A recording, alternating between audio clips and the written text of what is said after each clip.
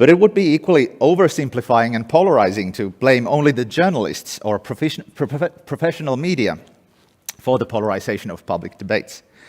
As always, the world is more complicated than this simple cartoon here.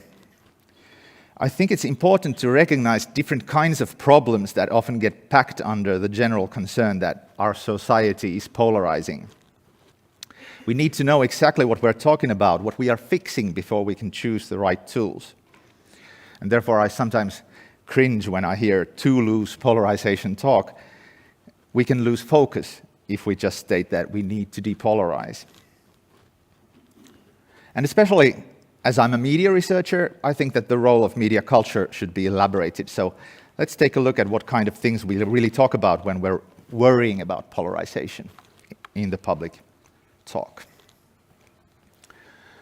I've listed here some phenomena that are all interconnected, and combined they contribute to the feeling that everything's getting so polarized these days. But looking at these separately can help us get a clearer picture of what kind of problems we are dealing with. First of all, we talk about increasing social inequality as social polarization. This is the accumulation of wealth and well-being so that those who are already doing fine become more and more powerful, while those who are struggling are in the risk of falling into poverty.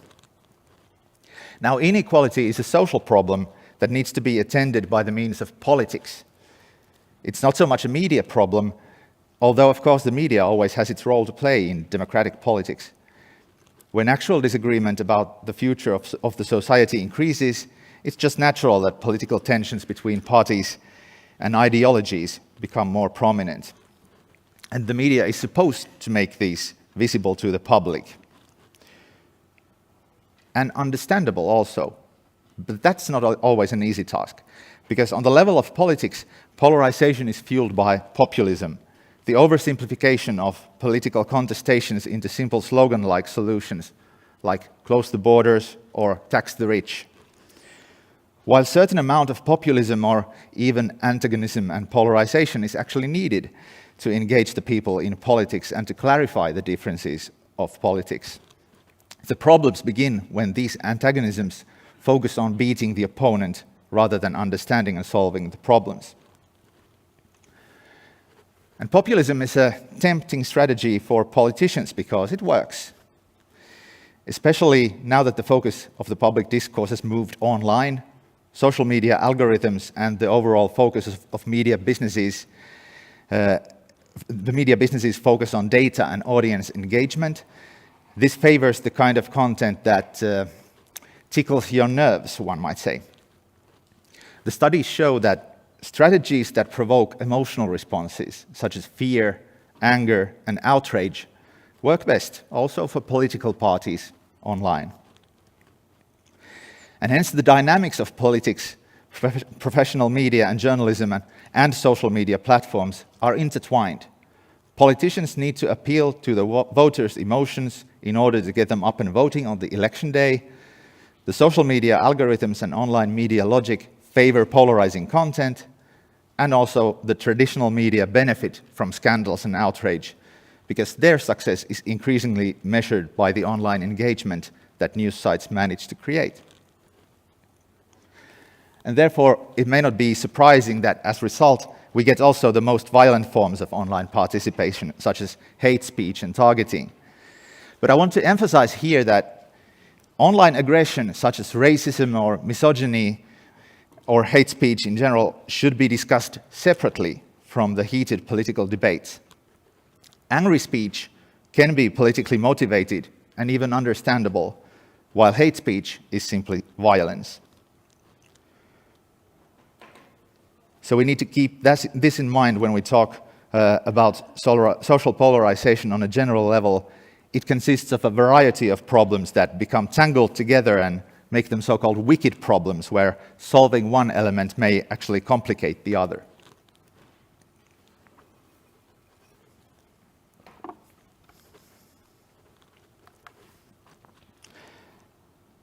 This media landscape that I just described can be called the hybrid media system.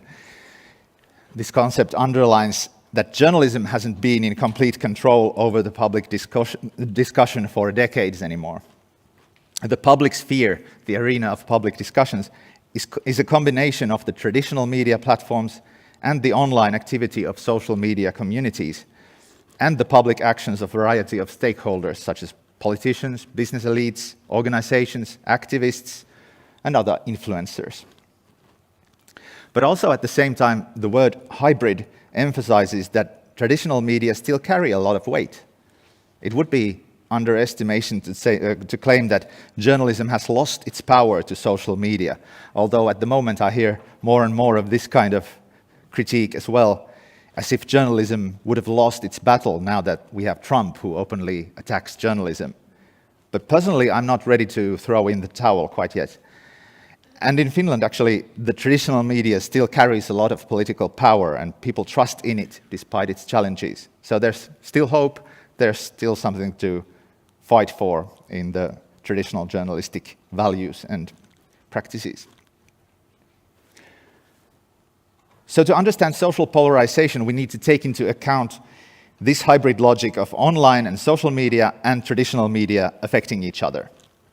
And this dynamic is what we've been working with in the conciliatory journalism projects. And I should add that there are numerous wonderful colleagues here in Tampere University and also in other Finnish universities working with the problem of polarization from different perspectives, studying social media algorithms, social dynamics, hate speech, empathy and solidarity, and so on. So we're working on it. But before we go into the actual what can be done part, I still want to complicate the concept of polarization with one slide. I do understand that nobody really wants this kind of keynote talks to be too theory-heavy, but I assure you that this is the last slide on the conceptual side. I just want to introduce to you these 4 viewpoints into polarization, because I think that these can be helpful in understanding polarization and being more precise when we're talking about it. These are actually taken from a Finnish language source. That is the bottom reference here, but if you want to learn more, you can also take a look at the research project DECA website. So we can also look at polarization as rising from 4 different types of difference and disagreement, like 4 rationalities, I suppose. Ideological polarization is the one that stems from political differences. And this can be seen, for instance, in the fact that disagreeing parties find it more and more difficult to cooperate. This can be thought of maybe the least harmful polarization in the sense that differences and antagonisms are an essential part of functioning democracies. If things are tough, we should not strive for consensus and compromise by suffocating these differences, but actually just bringing them forward. But ideological polarization also can become a problem as polarization progresses, as we saw in the picture about the US Congress.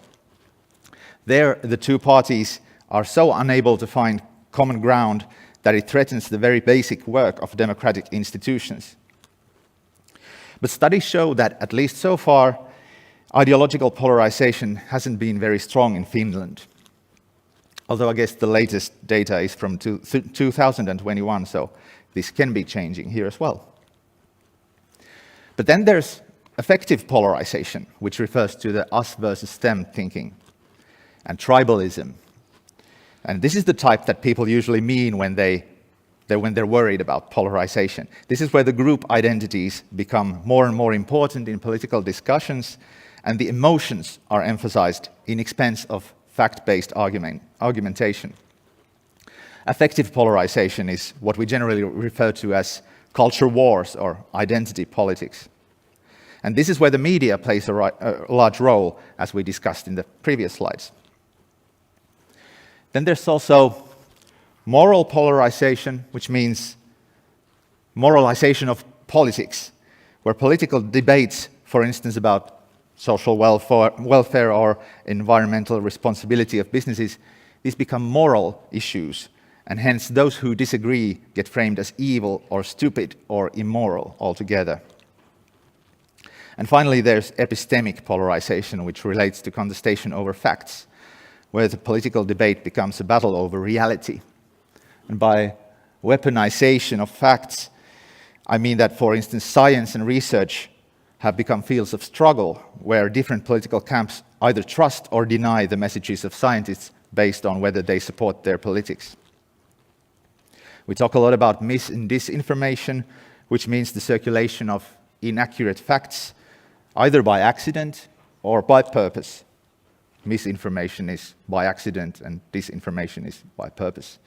And then there's also malinformation, which means framing real information in a way that puts it in the bad light.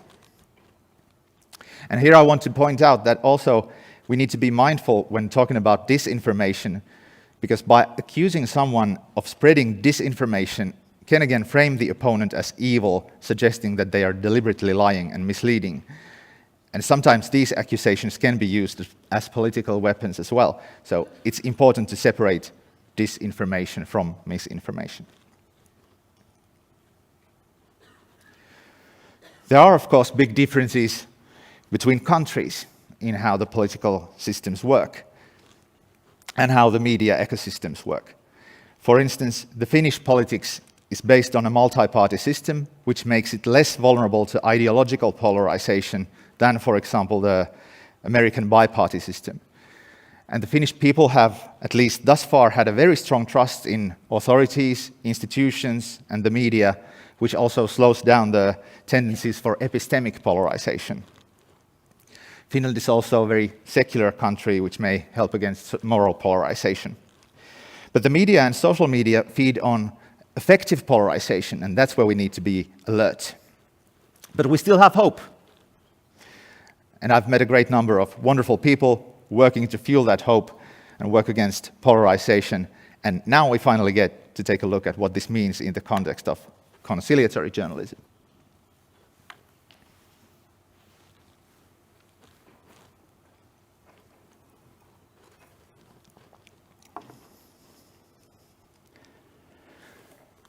Conciliatory journalism was originally a reaction to the observation of what I've just described earlier. The hybrid media system was producing polarizing effects, and people were anxious for it. This was back in 2015, when we were starting to develop the project. We could read in the media that people were anxious, journalists were anxious, and we researchers, we ourselves were anxious. And we, in our research center, started to ask ourselves that what could we do? So we decided to put up a research project that would not only analyze the situation, but also try to bring to the table some research-based tools, concepts and practices that could help the journalists do better. And we even called that the anti-anxiety tool in the planning phase. We formed a group of researchers from journalism studies, online media studies, and interpersonal interaction studies, experts from conflict mediation, journalism, and online moderation. And instead of trying to figure out what conciliatory journalism should be, we invited journalists to work with us to figure it out.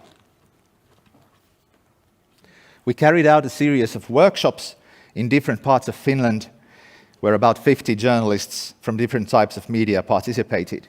We listened to their experiences, where they thought the problems were. We offered a space for them to reflect on their profession and find new ideas on how to do their work better. And that really was anti-anxiety work.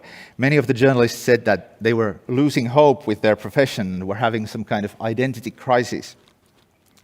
And that really emphasizes what I've just said earlier about the media and journalism being a part of the polarization problem. It was well recognized by these journalists, and they didn't want to be part of the problem. They wanted rather to be part of the solution. So we coined the term conciliatory journalism and talk about what could it be, but not only talked, we also put the journalists to work. They produced a variety of journalistic projects where they each in their own way tried to challenge the polarizing tendencies. And I'll show you just a couple of examples of these projects. Here's one that took on the challenge of putting scientific knowledge and human experience against each other in the public discussion. We didn't talk about epistemic polarization at that time, but you can think of this in that context. This radio discussion show brought to the same table people with different views on so-called alternative treatments or complementary treatments. They listened to each other's experiences and arguments, and this way clarified to the listening audience just why this topic is so difficult, why it tends to lead to emotional outbursts and frustration. And the people participating were a doctor, a homeopathic therapist, sociologist who studies alternative medicine, and a patient who had found help in some complementary treatments, and the journalist Matlena Ylikoski, working for the public broadcasting company YLE, went through a lot of trouble to create an atmosphere of trust where the participants could explain their arguments thoroughly and even disagree respectfully. And my favorite part of this radio show was when the doctor says to the homeopathic therapist that he can understand why people seek help from alternative methods because the official medicine that he represents is often bad at patient encounters and personal listening. But his problem with homeopathy is that the theory behind this is just absurd. And even this use of the term absurd didn't sound like personally disrespectful, and it didn't lead to conflict, which goes to show that when done properly, listening to different viewpoints does not mean uncritical acceptance of whatever opinions, or does not lead to false balance between facts and personal experience. So the discussion focused on the patient, what can each side do to help people as much as possible.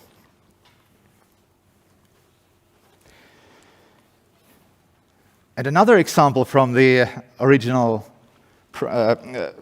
conciliatory journalism project that I like to boast about is this Vegan on a Dairy Farm project. We got two media outlets of different political viewpoints to collaborate and show their audiences that also the other camp has good points and should also be respected. One on the left is a newspaper that is aimed at the Finnish rural areas and the people working in farming and forestry. It's called Maaseudun Tulevaisuus, or the future of the countryside. The one on the right is the supporter of the Green Party, Vihreä Lanka, green thread. Thread, not threat. Journalists from both of these media participated in our workshops, and once they recognized that both have in common the interest for the future of farming and food production, they decided to discuss this topic in a joint project. They created a situation where a vegan from Helsinki went to a farm in Siilinjärvi for a weekend, where the farmer was a young man of equal age. And they discussed farming and environmental effects of food production in detail and offered, again, an example of a respectful dialogue between very different people. But here, the most important anti-polarization effort was not even this encounter of a farmer and a vegan, but rather the fact that both media opened their stories for the readers of the other media. They encouraged to go and read also the other side of the story, so they challenged their own target audiences and made visible that collaboration between political opponents is possible. So in the terms that I presented earlier, you could see that this project worked as an antidote to affective polarization by emphasizing the warm human encounter of the two guys. It challenged epistemic polarization by going through a variety of facts and arguments. And this also takes away fuel from moral polarization. And here, the really rare signal was that even ideological differences were made visible and discussed in a non-polarizing way.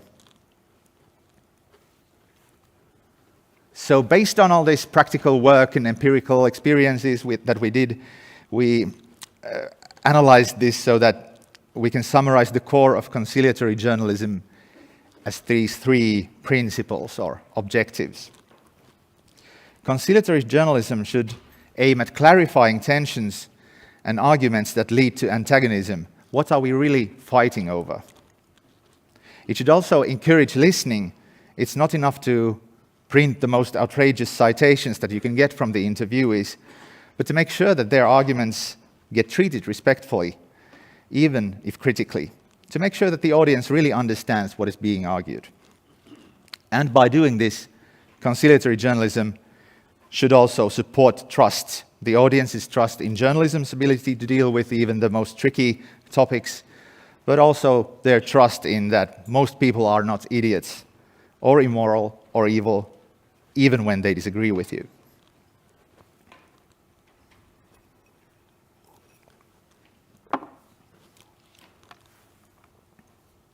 So that's conciliatory journalism in a nutshell.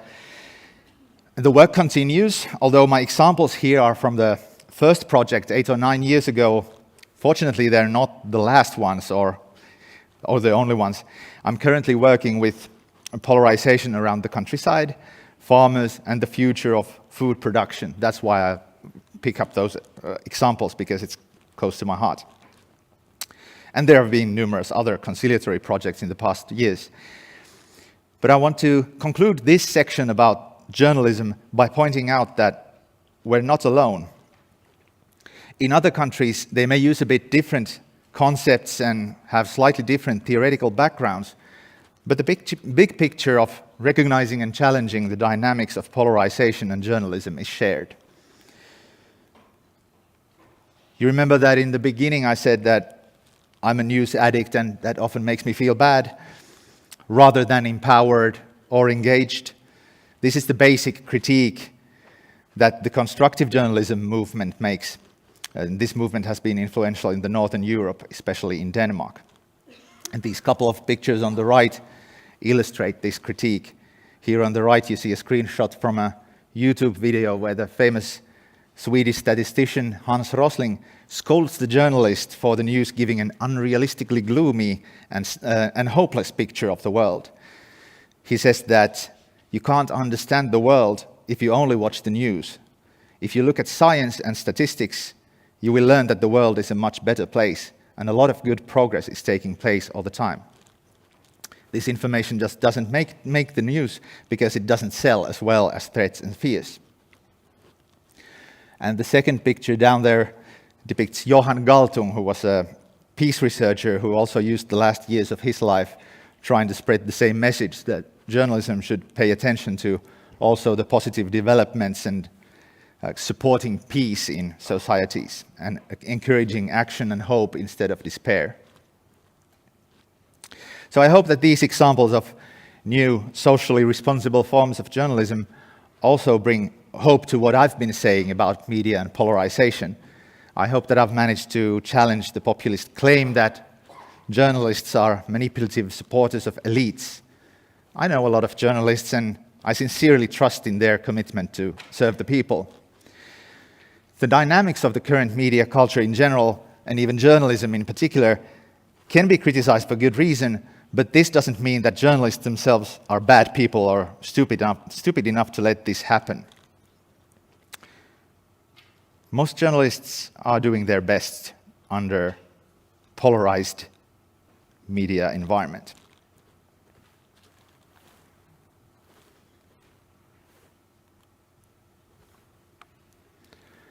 I was afraid that I'm going to take too much time babbling, but I'm on good time. Now it's time to get to the fun part. So, to conclude my talk, I'll come back to the power of listening and why I consider it a powerful tool, although it may take courage to use it. And I'm sure some of you may have critical questions about the risks of journalism aiming at positive and hopeful messages. Let me assure you, conciliatory or constructive journalism is not supposed to replace critical reporting about the problems in the world. But I understand that listening and dialogue can be seen as a risk. Maybe listening to all kinds of personal experiences and marginal worldviews may lead to distortion of facts or normalizing harmful ideas. Or listening can be maybe seen as politically inefficient strategy. Is dialogue a sign of weakness? Or does listening mean imbalance of power and responsibility? For example, should the victim of online hate speech just be ready to listen to opposing opinions? The answer is no. We need to recognize the limits of listening and the responsibility and the power of the listener. Let's go back to these two examples of polarization that I started with. The situation on the left is beyond the scope of conciliatory journalism, I suppose, at least alone. It will take several steps of depolarization, de-escalation, conflict management before the Congress representatives will be able to work together in dialogue again. But many of the local people might benefit from conciliatory journalism, though, and there are similar news approaches and news outlets in the US as well. Actually, I'll show you a couple of links in the next slide. But the situation on the right, though, the case with the Marthas and the meat mutiny, I think that could be a very fruitful ground to plant seeds of listening and dialogue. And as a matter of fact, we are picking up on that case, the Martha case, with the Association of Conciliatory Journalists in Finland. We'll publish an analysis of that scandal, meat mutiny, and arrange a dialogue in Helsinki in the beginning of April. So pick your fights, maybe. That's the main idea here. If you think about polarization, don't just think about the worst case scenarios, but find the ones that we can really influence. There are a lot of people from all walks of life that are just as anxious and frustrated as you are, and we're not nearly as divided as you could think by doom scrolling the social media and the news media. You can go to these sites that I've listed here, for example. These are American sites that work for depolarization and conciliatory communication, and at least I personally find solace in my doom scrolling when I read American sources saying that they're doing stuff to help people listen to each other. And you can think of the words overthreat and undertrust instead of polarization. I learned these words from the Better Conflict Bulletin last weekend. There was a discussion that even the word polarization is becoming polarized now. As Trump administration is fighting to remove from official documents certain words that they call ideological, such as diversity, equity, inclusion, intersectionality, also polarization is under risk to become ideologically tainted this way. But to kind of work around that problem of repeating the word polarization, you can think about overthreat. It refers to an outsized perception of threat posed by people of differing political opinions. And undertrust refers to the lack of trust between people due to an underestimation of factors that support trust. And the bulletin states that together they cover nearly every issue of concern and remove risks of misunderstanding with the term polarization.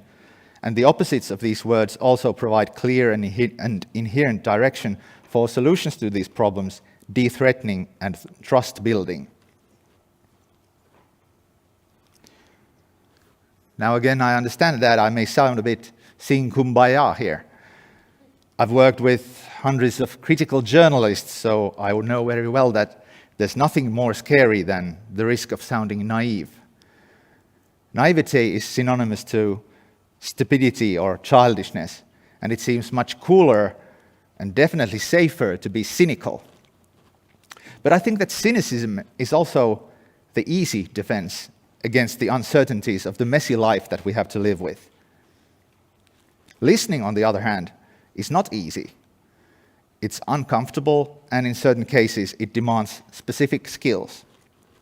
You can't just walk into, say, Hell's Angels club room and say, "Hi guys, I'm here to listen to you." But that's exactly why listening is so radical. If you're willing to put down the shield of cynicism and go through the trouble of creating dialogue, it usually pays off. Usually, you all learn something about each other and about yourselves. If nothing else, you may at least learn that dialogue is out of the question in this case. Even our mediation cases don't always end up in agreement. We just learned that, well, mediation wasn't the right tool for this conflict. I'll go as far as to suggest that only listening makes critical confrontation possible. Only if you take the other seriously and show interest and respect, only after that they may listen to your different opinions and your critical remarks.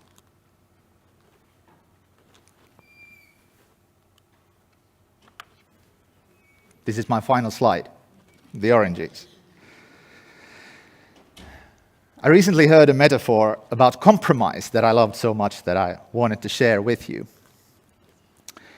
I heard this in an interview with Peter T. Coleman, an American social psychologist who has written a book called The Way Out: How to Overcome Toxic Polarization. He said he read this metaphor from Mary Parker Follett, who was an American social worker at the turn of the last century.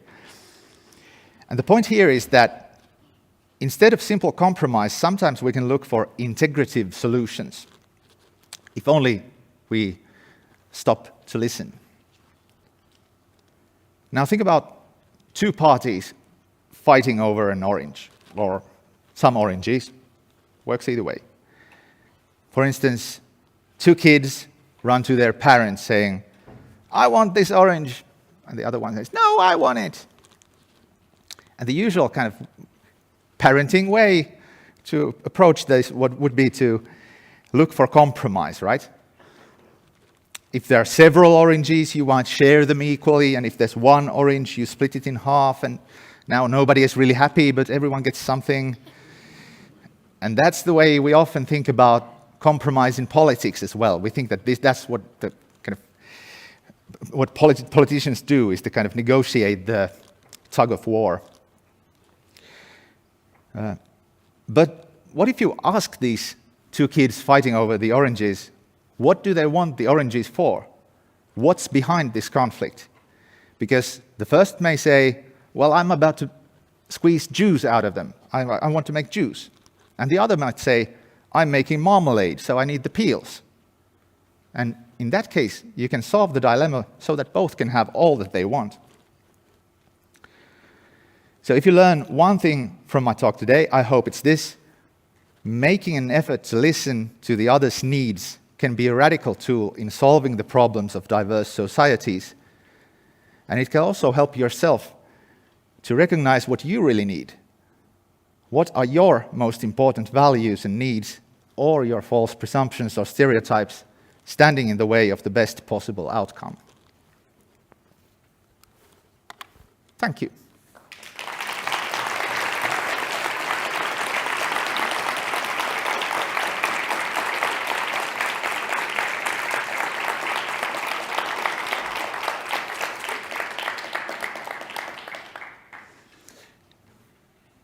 Do we take questions?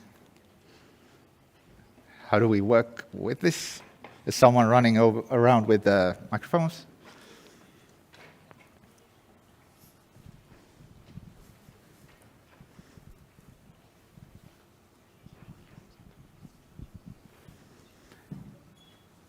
Raise hands if you want to comment on anything or ask questions, or if you want me to clarify something. Or thanks.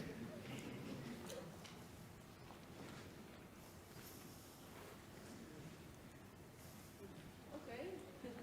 As I'm passing by, then I might ask a question. Hello. Hello. So thank you for your elaborate talk with examples and also the theoretical support.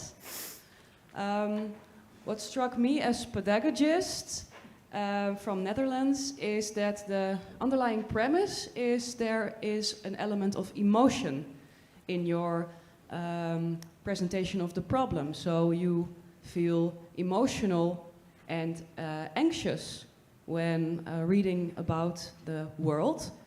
I wonder, from your perspective as media theorist, is there any historical knowledge on the effect of reading media on people's emotions, and how has that changed in the recent developments regarding globalization?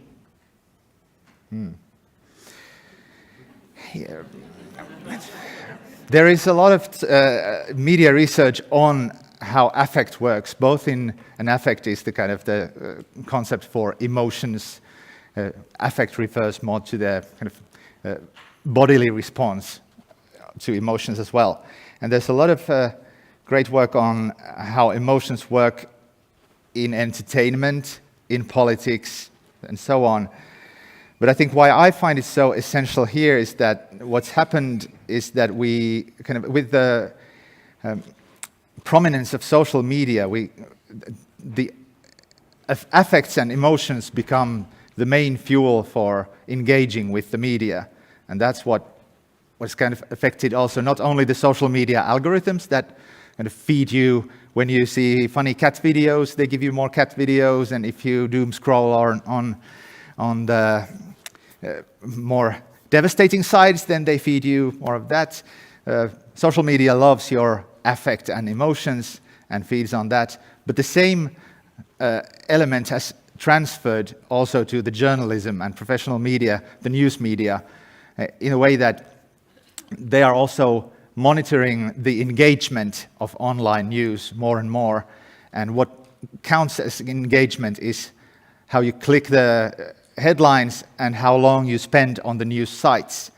And usually, say, editors-in-chief talk about this as people's interest. They say that people are interested in our news because they spend time on their sites. But what actually happens is that they measure engagement and reaction rather than interest and, say, curiosity. For instance, in our example cases, when our journalists try to do conciliatory or, let's say, diverse journalism on difficult issues, and they published their stories on the news sites, sometimes they wouldn't. The headlines that they suggested didn't work in the way that the media measures success these days. So someone in the newsroom changed the headlines to more emotional, more effective ones.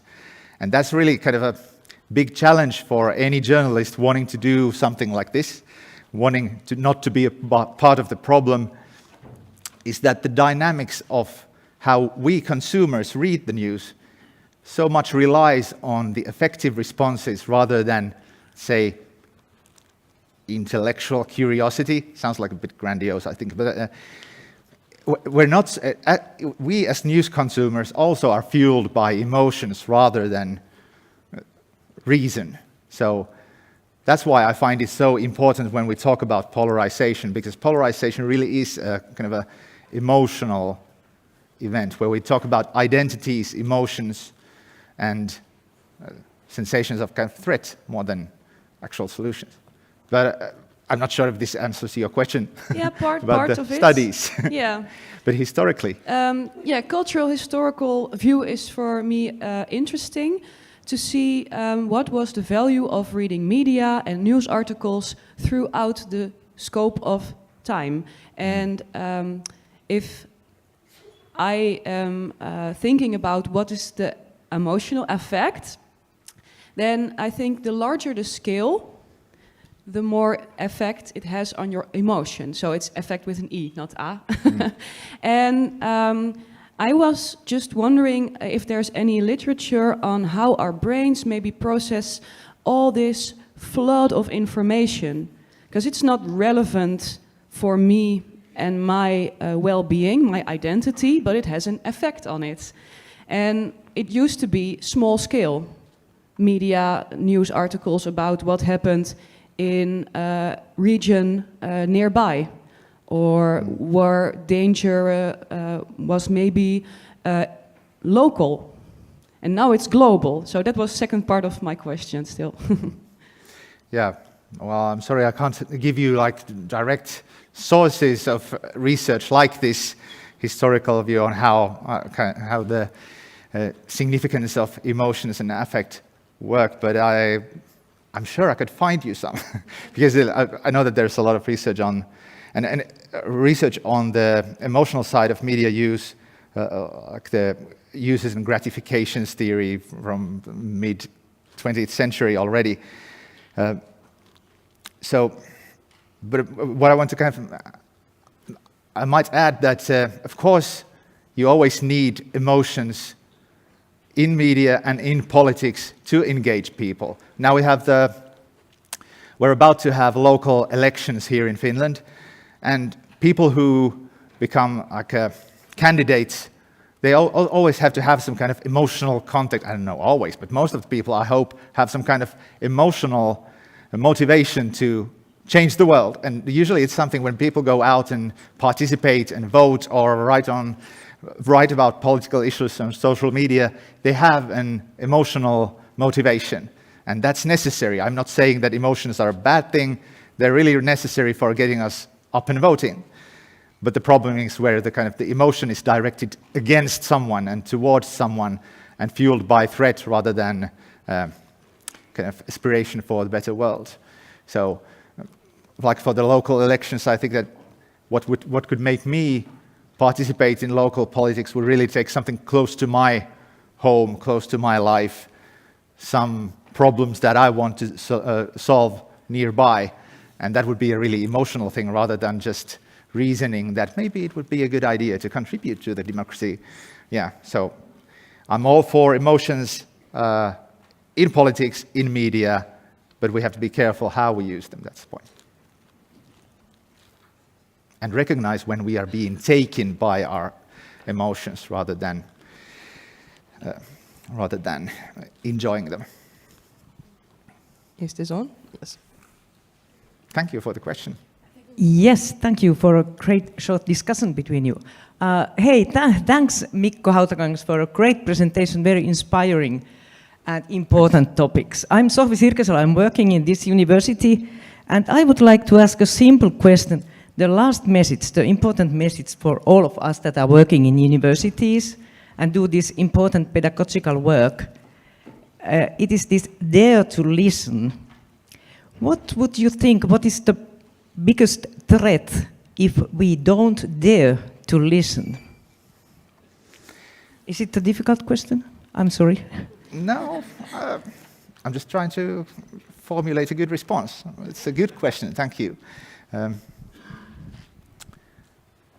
Well, when people if we're unable to listen to differences and each other, we act based on our own expectations and misunderstandings and stereotypes.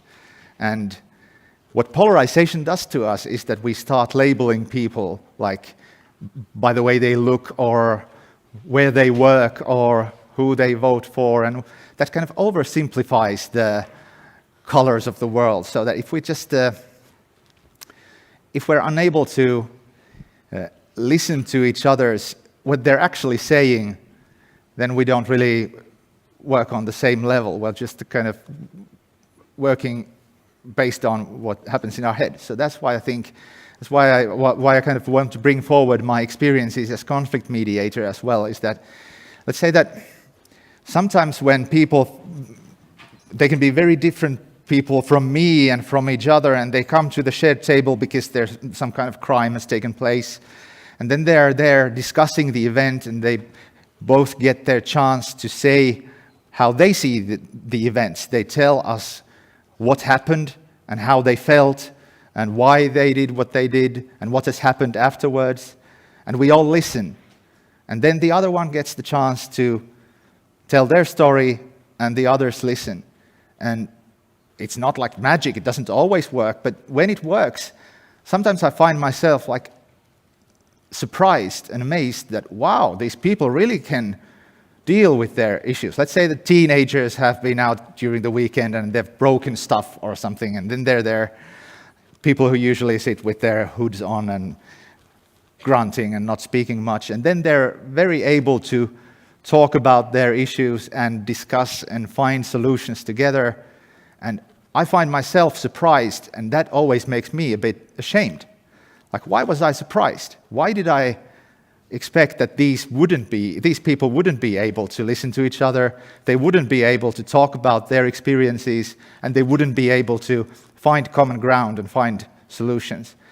And what happens if we don't listen is that we kind of start expecting that, well, people are usually bad at dealing with conflict, and usually people don't get along, and we should be wary of each other rather than naive. But facing these issues and meeting actual people in actual conflict has kind of helped me, like I said, understand that people in general are not idiots, but also realize that maybe I used to think that people in general are mostly idiots. It's something like a really deep-rooted stereotype that you're a bit kind of wary of other people, especially if they look different, if they do different stuff, if they have different values from yourself. And that's why I think that listening can be a very powerful tool, not only for the community and social relationships, but also personally for everyone.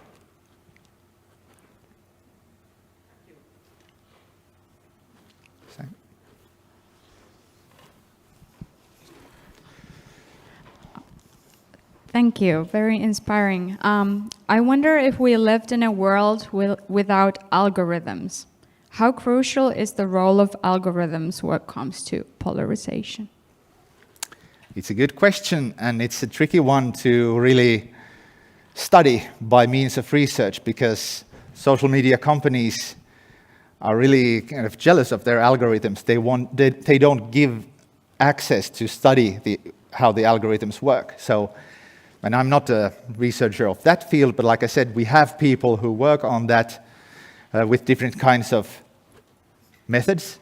But it still kind of remains a bit of a mystery, because also not only are they kind of really secretive with algorithms, but they also change them all the time. So now if we take, for instance, if we gather data for the year, say 2025, and we study the algorithms of the biggest social media platforms this year, in this time, we don't know if the same applies next year, because they're also changing it behind the scenes. So what we can say, of course, is that we can do certain kinds of, we can study something and learn something, like, for instance, in the case of election publicity in the Finnish social media that I referred to earlier, that they studied the Facebook emoticons, where you can smile or laugh or be angry and so on. And it showed that the kind of statements that gained most power online were the ones that people were either like ironic or anxious about. Like the fear emoticon was very, very popular. The study also showed differences between different parties. Like different parties appeal to different emotions. But you can only say that it's clear that the algorithms play a great role, but it's really difficult to actually go and study the algorithms. This one.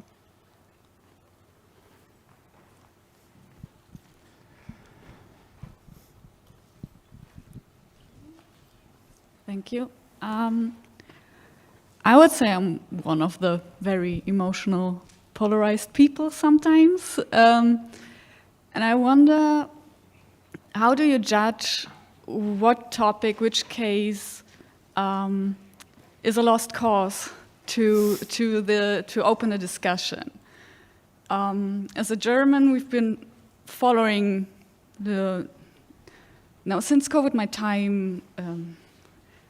my perception of time is a bit weird. I think for about 10 years, we've been listening to the worries of people on the far right, and then we have this thing of demystifying the far right, meaning inviting them to interviews and so on. But these aren't constructive discussions, but platforms for them. And if I try from a perspective of a journalist, of course, you might say, okay, this is important, we have to listen to these topics, and then we might discuss them afterwards. But news are too fast for this. So if you say, okay, this was fake or whatever, or give context to an information, it's too late already, because this doesn't really get to the public anymore, into the main discussion. So I do feel that the narrative to listen and to talk to each other is quite strong, but the practice of it is very difficult when it comes to certain topics. And if it's a useful approach even, that's what I'm wondering.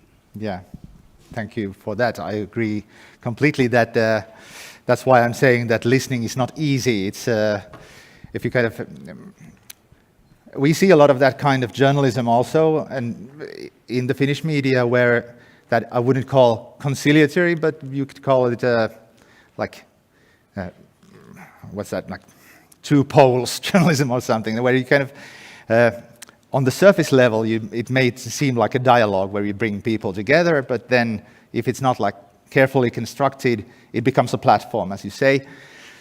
You asked first, how do I judge what's kind of still relevant for dialogue and what's not? I think that the most important thing is to kind of think about who you're talking to. It's in the Bransma slide I showed the, let's see, you should go back.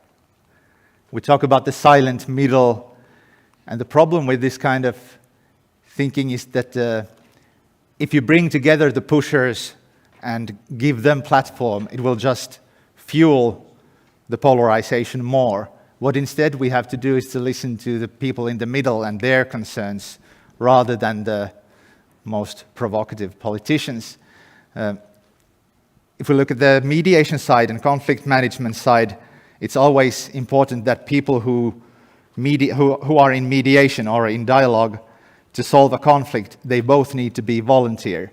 They kind of have to want to find some kind of common ground. And that's not often the case when we talk about the politicians or ideological pushers like this, but rather they can even have different messages in the mainstream media and then online. So it's like I said, it's a really tricky field where we can only try stuff and sometimes we fail. But I think that the idea of like far-right politicians being silenced by listening to them hasn't really worked. But I would find it more important to talk to the people who are prone to vote for those people rather than those people themselves. So we have to take the concerns that fuel those politics and ideologies. We have to take the concerns of the common people seriously, and then create dialogue between the ones who are actually willing to do that. So I completely agree with you that there are also risks of doing, let's say, dialogue journalism in a half way, in a way that is not really carefully thought. And we see that kind of, there's the pressure, for instance, if you do that on a live TV, you have something like 6 minutes of airtime, and you bring together politicians who are completely from the opposing sides. It doesn't create actual dialogue. So it's that just kind of repeats the polarizing arguments of both pushers rather than actually opening the tension that fuels these struggles.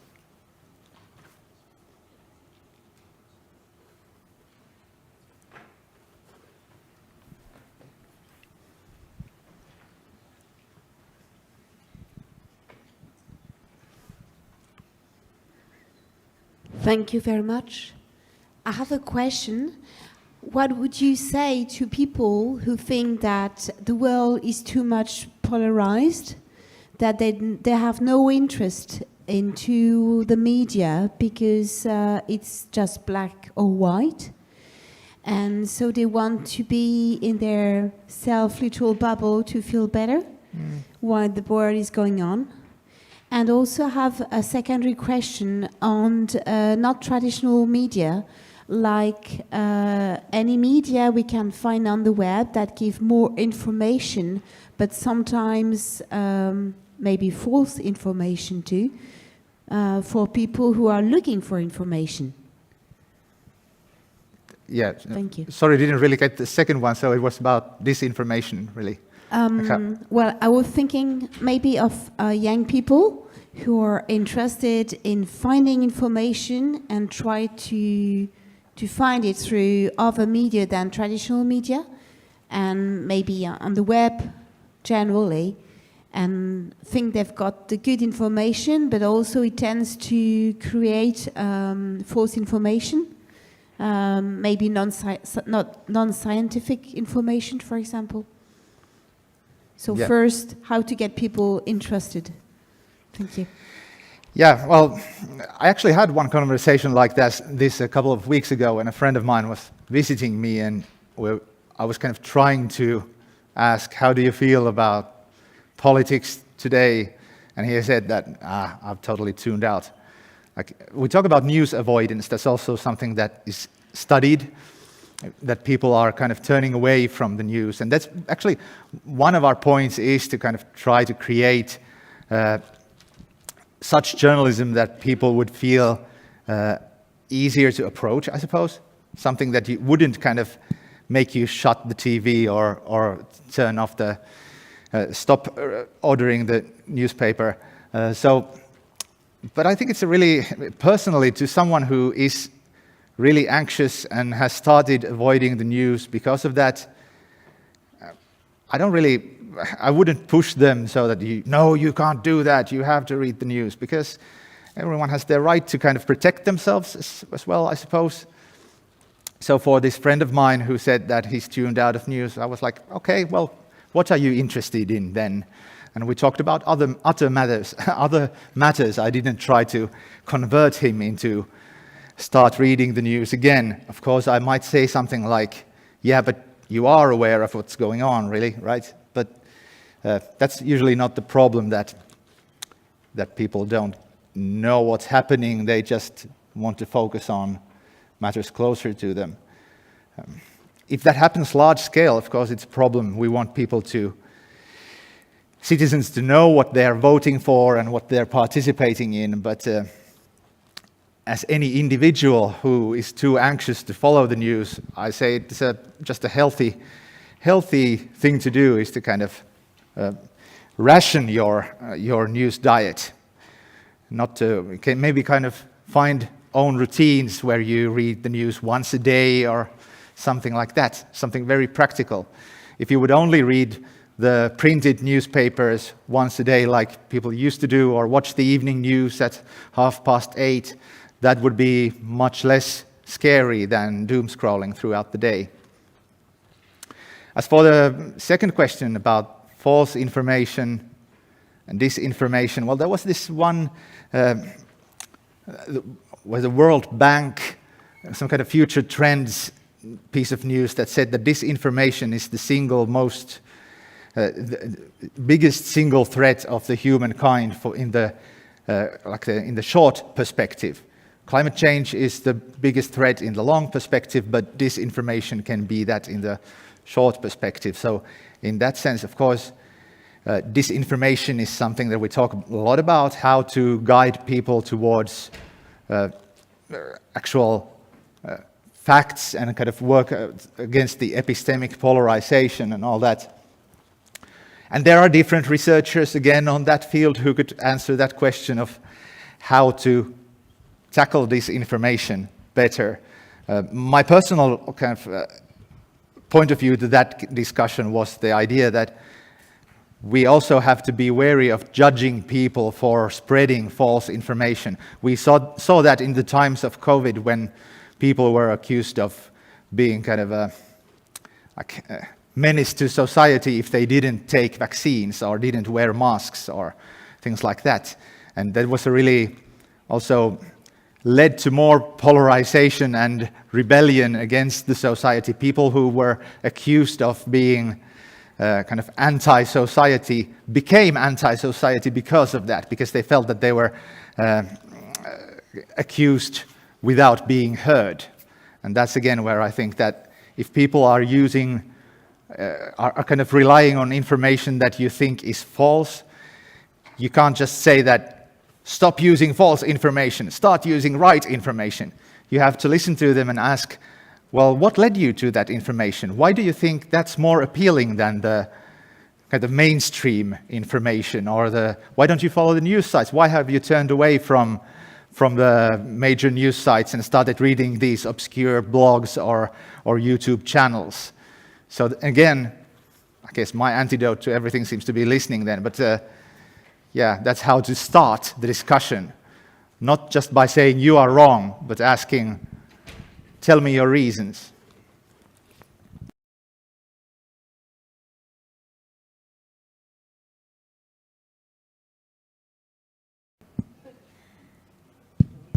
Now it works. Okay, we're run out of time, unfortunately. Thank you, Mikko. Once again, let's give Mikko a big hand. Thanks a lot. It was great. So, yeah, really interesting. I really love this concept of conciliatory journalism, and I really hope that we're going to see a lot more of that kind of journalism in the future. And I'm sure that everybody here agrees. So now we have a break, so you get to stretch your legs a bit. We're going to continue at 11:15 sharp. We have something really interesting coming up, so please be here in time.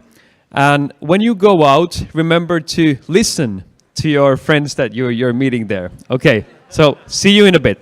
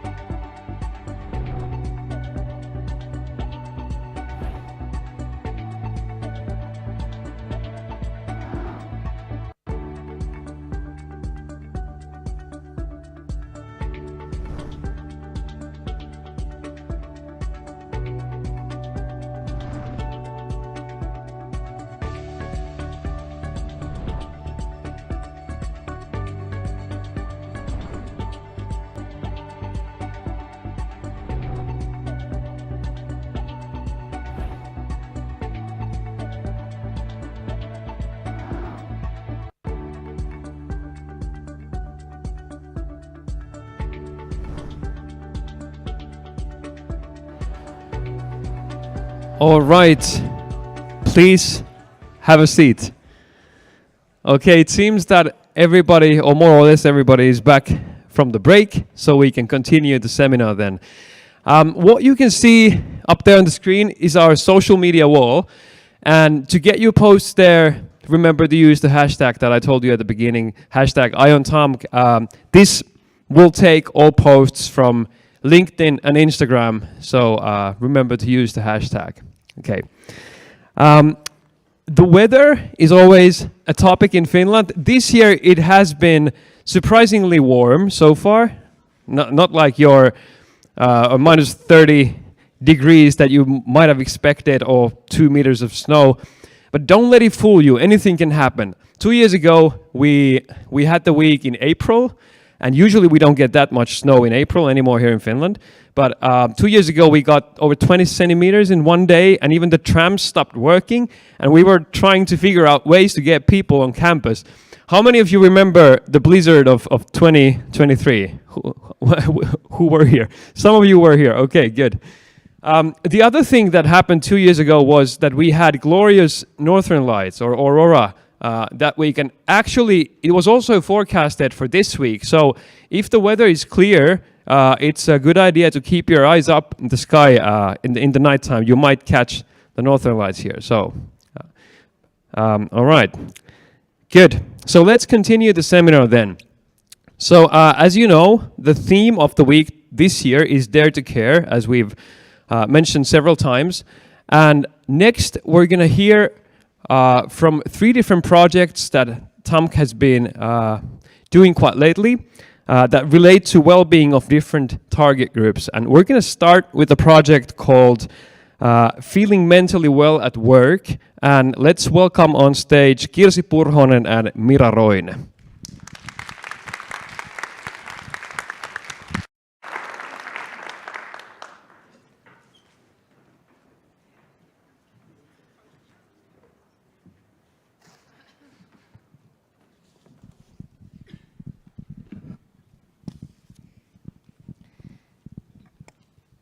Hello.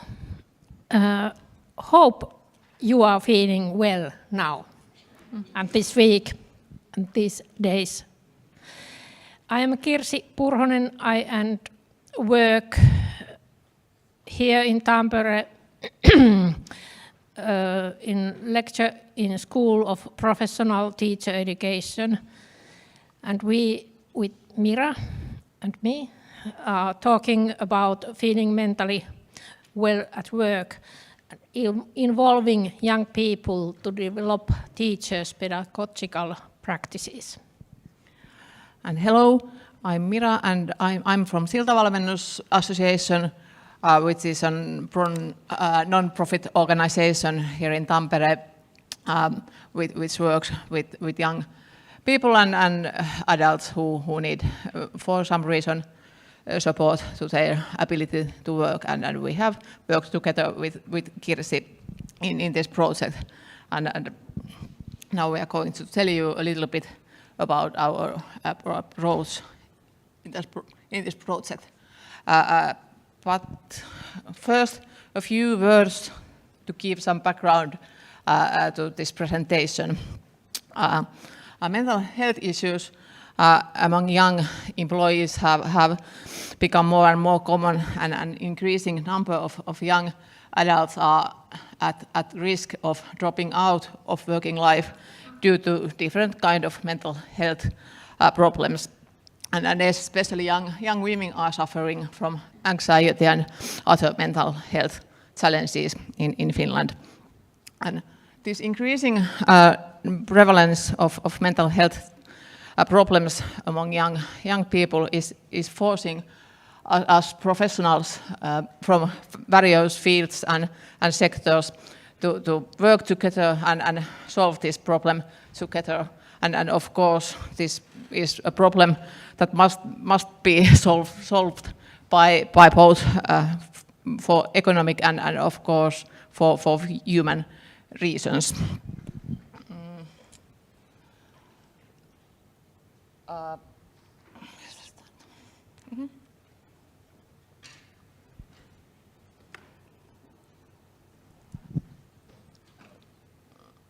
today we are going to tell you a few words on how we have tried to develop some solutions to this problem in Mielihyvin duunissa feeling mentally well at work project. And this project has been implemented as part of Finland's Sustainable Growth Program, which is funded by European Commission. And we have together developed tools and expertise to support young people's mental well-being in education and working life. In this project, there are professionals from different fields and sectors. For example, universities of applied sciences, like TAMK, which Kirsi is from, and non-profit organizations working with young people or mental health issues, like Siltavalmennus, which I'm from. And working together, we have tried to find new kinds of solutions in a multidisciplinary collaboration. However, the most important thing in our approach in this project has been the participation of young people in the development process, and it has been at the core of this project whole time. And Kirsi will tell you soon more about how we have done this in practice in this project. But first, a few more words about our approach in this project. And this picture illustrates the three perspectives or viewpoints of our development work in this project. First, there are these young people who are at different places on their way to working life. Some of them are students and others are still searching for their direction in life. But in any case, there are many age-related matters for them to navigate in their life. Second, there are educational institutions that need expertise and methods in supporting students and young people and give them mental to help their mental well-being and to order them skills that are needed in today's working life. And then thirdly, there are those workplaces which are to employ these young people, and also they need skills to support young employees' well-being. These perspectives are framed by a broader societal discussion, which is illustrated here with a few key words or terms. For example, there is this debate about mental health culture and medicalization, where everyday worries have more and more often become some kind of illnesses, and individuals seek more and more often help for difficult life situations from healthcare professionals and psychologists. And of course, this surrounding societal context affects all these three perspectives in our project. And in this Mielihyvin duunissa project, we have tried to do the whole development process whole time in close interaction between these three, and the question we have dealt with in this project is or has been something like, are we able to approach these mental health topics from different fields together, or do we dare to listen one each other and that way learn from each other and develop new kinds of solutions to this problem we share together.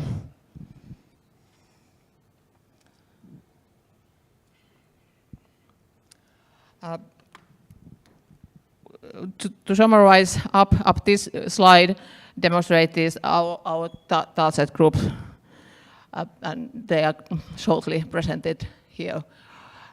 These 3 groups we have worked with, and then to them we have done all this development project. And now, Kirsi, would you like to continue and tell us a little bit more how we have done this development process with young people? Thank you, Mira. At the beginning of the project, we asked young people to develop the methods with us. Young people have said their opinions, what is important in school. We created a competence recommendations to the vocational teacher education colleagues in Finland and for the lecturers who teach the new teachers. Young people said if the teacher is tired or negativity, they make also students feel bad. On the other hand, if the teacher is happy and energetic, that makes the students feel good.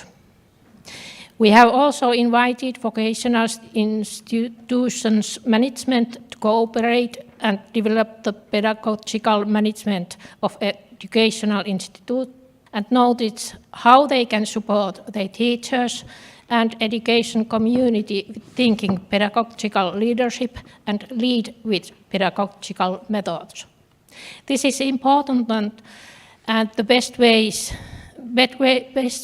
to reach well-being community where students and teachers feel well. Teachers' mental well-being competence is also important in teaching young students.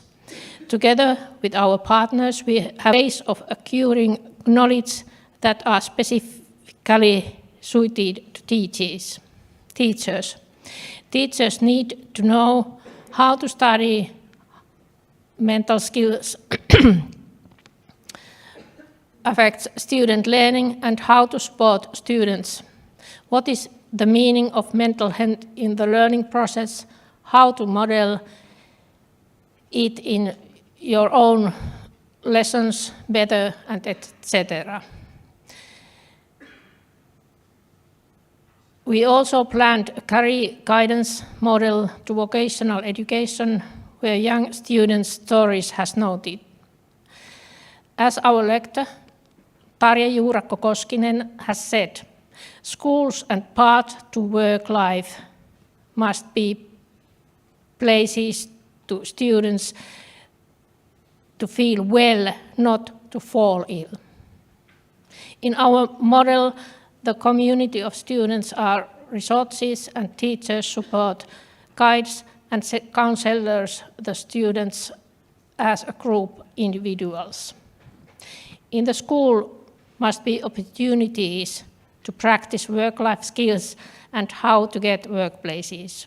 The workplaces had also been involved in our developing. Young people have participated to train the workplaces personalities and tell them what is the problem to go in the workplaces. Young people need simple guides how to do the job, how to get a part of community and answers who can ask for advices, etc.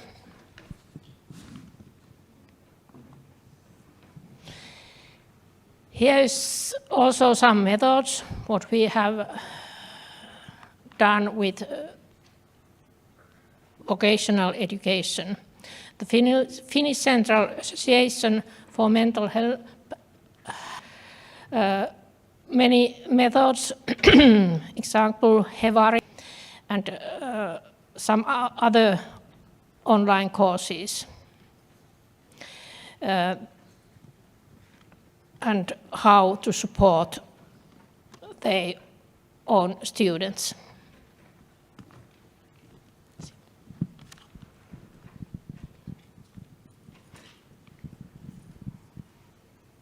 And with Finnish, sorry, Family Federation of Finland, we have developed 5 steps to a more balanced work-life online course. And in this development process, there were about 60 young employees who developed this project,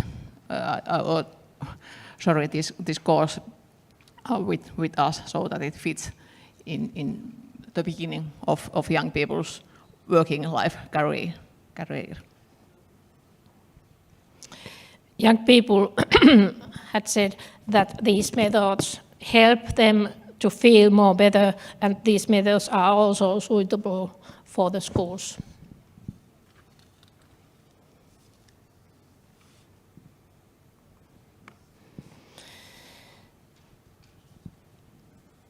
And here is some young people's opinions. We asked them how they feel in schools. They said that their well-being in educational institutions is hired by poor social relationship. They have experience of bullying at school, or teachers forget to treat them as individuals. Difficulties are also caused by pressure to perform, poorly organized schoolwork and unclear instructions. Also, the fact is that teachers do not understand their students' neuropsychiatric or ADHD symptoms. The most significant message from young people is that teachers have a bad attitude towards students who have mental problems. They also mentioned what promote well-being in schools. Meaningful tasks and suitable level of demand. Not too easy, but not too difficult either. Clear schedules and calendars help students stay in the rhythm. If the teacher has understanding and a desire to help with learning difficulties, it creates a sense of security to the students as well as peaceful spaces. The teacher's own interaction and encouraged skills are meaningful to young people. Young people have also noticed that teachers have busy schedules, and they hope that teachers will have sufficient resources for teaching. And young people also know that they can do something by themselves. Start task as soon as they are assigned, rest, sleep, exercise, hobbies, etc. And asking for help.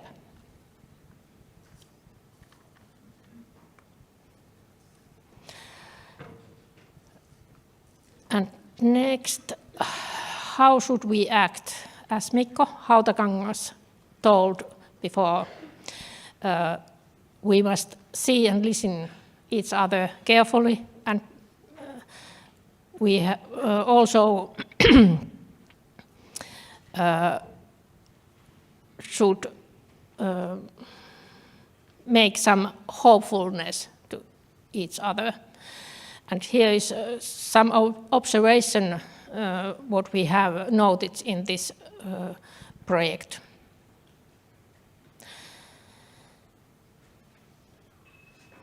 We must teach and learn well-being skills. Our values, encounter skills, and civic skills thinking is important.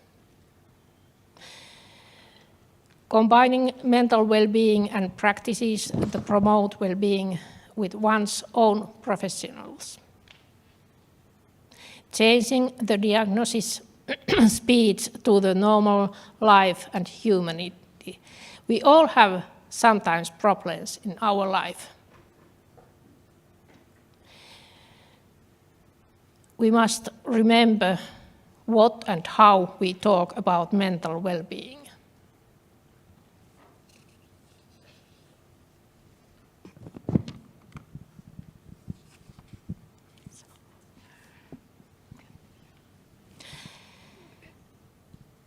this and our last message to everyone is. Yes, a healthy learning community is built around a positive atmosphere, and it's everyone's responsibility to maintain it. And in later evening, afternoon this day, Jukka Kemppi and Nina Eskola is talking about teachers as a pedagogic in maintaining mental well-being. Thank you. Thank you.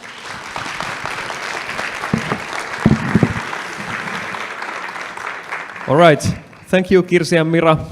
So next, please welcome Hanna-Stiina Ruismäki and Elli Korhonen talk about the Forest Prescription Project.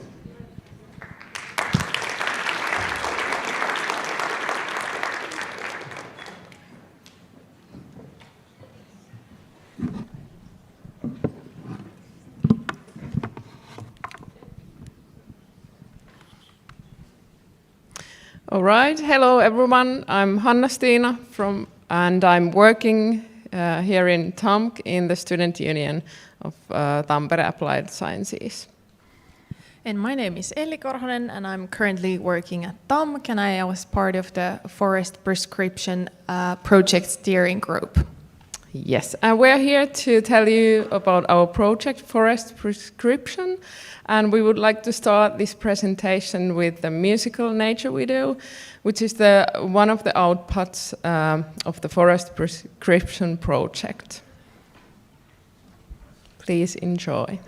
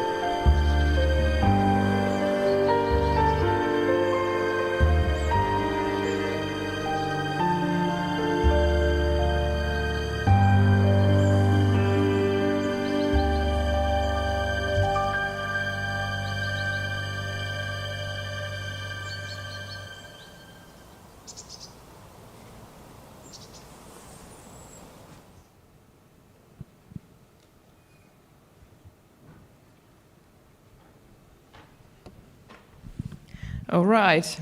Okay, about the Forest Prescription Project, what is that?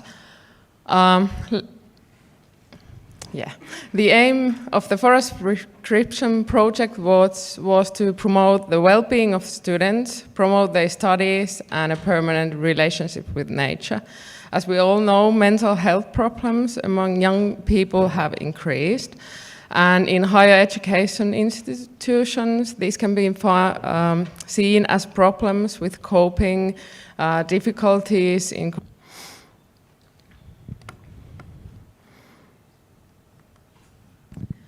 So the goal of the project here, you can see some of them summarized, was of course to create this kind of goal, to create operating model, to include forest and nature environment to the students' studies and study environment here at TAMK, and also to change them so that the students can create better relationship with nature, even though they are not maybe yet have done so much. So also we wanted to promote the students' well-being, because I think we all know that nature has a relaxing effect, and that is how, if the students are feeling better, they can also maybe proceed in their studies better, and this benefits both the students and the university. And also, if the students will have a permanent relationship with the nature, they can also take it with them to working life. And like the previous presentation showed us, it's also needed, these kind of skills, well-being skills there as well.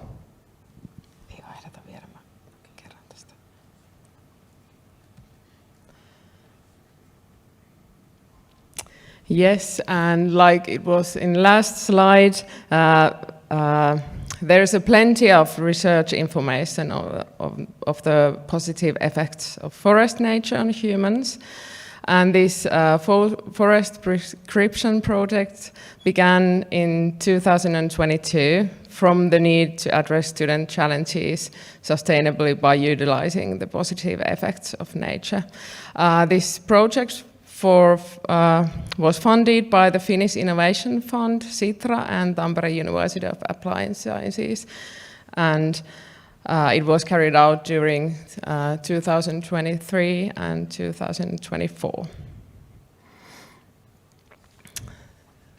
All right, and how we progressed. In early 2023, we invited interested students to join the project. The project involved students from various fields of study at TAMK. There was, for example, students from forestry, engineering, business administration, and business information systems.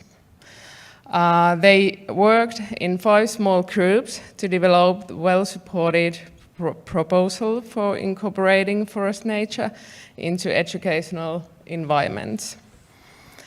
And after that, teachers were invited to pilot ideas during their course. And after the pilot phase, we were collecting feedback from the students and teachers on implementing nature interventions.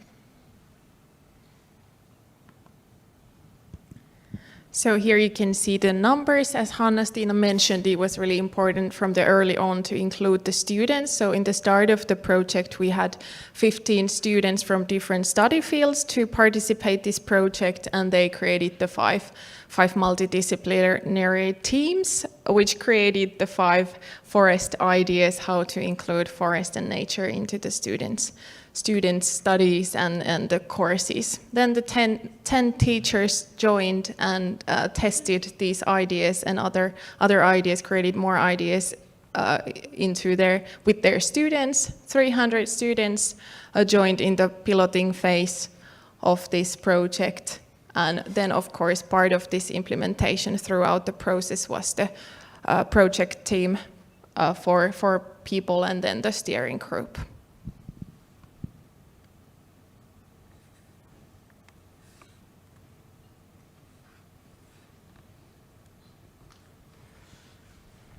Yes, and this forest prescription operating model, the creation about this model was done using co-development methods with teachers who was involved in the pilot and the students who participated in the ideation. And of course, experiences and feedback from piloting were also utilized. And here are the 5 measures which are in our operating model. First one is forested course. It means teaching outdoors in nature. There's also pictures about these, photos about these measures. And the second is personal study plan and walking discussion in the forest. So teacher and student can go and have a walk and discuss about the student studies. Third one is nature comes to the classroom. Different kind of ideas how to bring virtual nature content to the classrooms. The fourth one, the forest area, we do have an outdoor lecture space near the campus area, and that's a place where the students can go and have their meetings, do their group work, and also the staff members can have the meeting there. It's outside here, but unfortunately at the moment it's behind the construction site, but it's over there.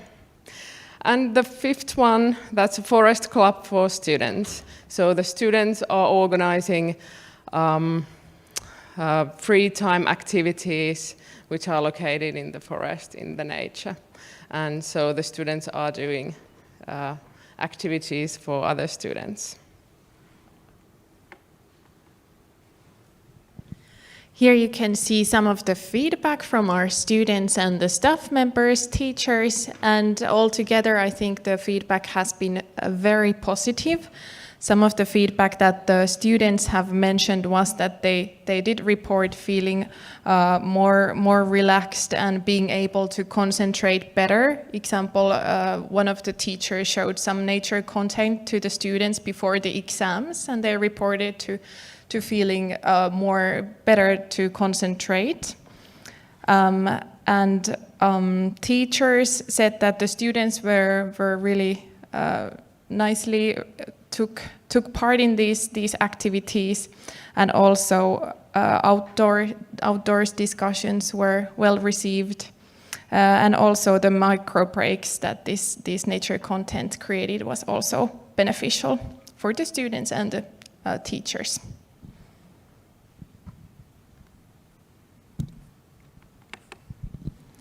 Yes, and other outputs. Computer science students developed 7 forest-themed mobile games, part of their studies during the project. And then we created a functional forest prescription self-study course, and it was created as a student project. And then, as we saw one of the videos, we created these musical nature videos, which was composed by TAMK's music teacher, and we have 4 of those that teachers can use, like beginning of their lectures. And here are some more numbers and impact of the project. So altogether there was 75 developers that took part in this project, like the students and the teacher and other project teams and steering group. Altogether 1,650 students participated in some sort of nature event or heard about the project in the stand. And then altogether we counted around 165,000 people have heard about this project, example through events and publications.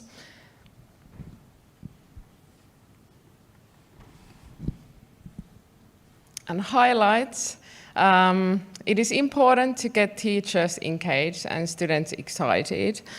We feel that generally involving students in brainstorming, development and implementation, we were able to create an operating model that better meets needs. If we want impact by bringing forest nature into the everyday lives of students, there should be several nature sessions per academic year per student. So not just like once, but several times. And of course, the management of the university has an important role to support and encourage to take the operating model as a part of the everyday life. And according to main feedback that we got, the activities of the project have begun to take root and be refined in the respondents' everyday life. So now we are just checking how it will be seen and used in this community here.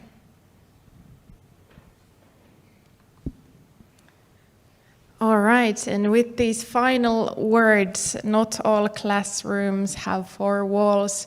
We hope that maybe you got a little bit inspiration or ideas how to include nature and forest environments to your university, or how to further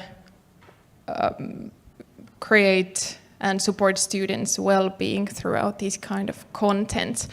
Don't hesitate to come and talk to us during this week, and also if you are interested about the forest prescription project, I think the project website was linked to the ION TAMK program. Thank you. Thank you.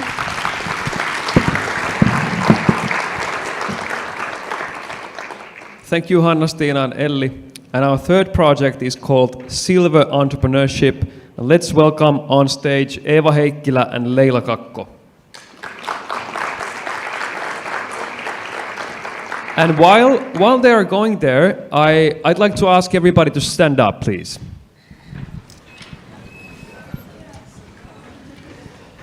So now would be a good time to stretch your legs a bit, maybe shake them a bit, roll your shoulders. TAMK is a mobile university, and it doesn't only mean like student mobility, but also physical mobility. So we'd like to focus on the good sides of physical well-being in addition to mental well-being that we've talked about quite a bit. So when you've stretched a bit, you can again take your seats, and then let's give the stage to Eeva and Leila. Go girls.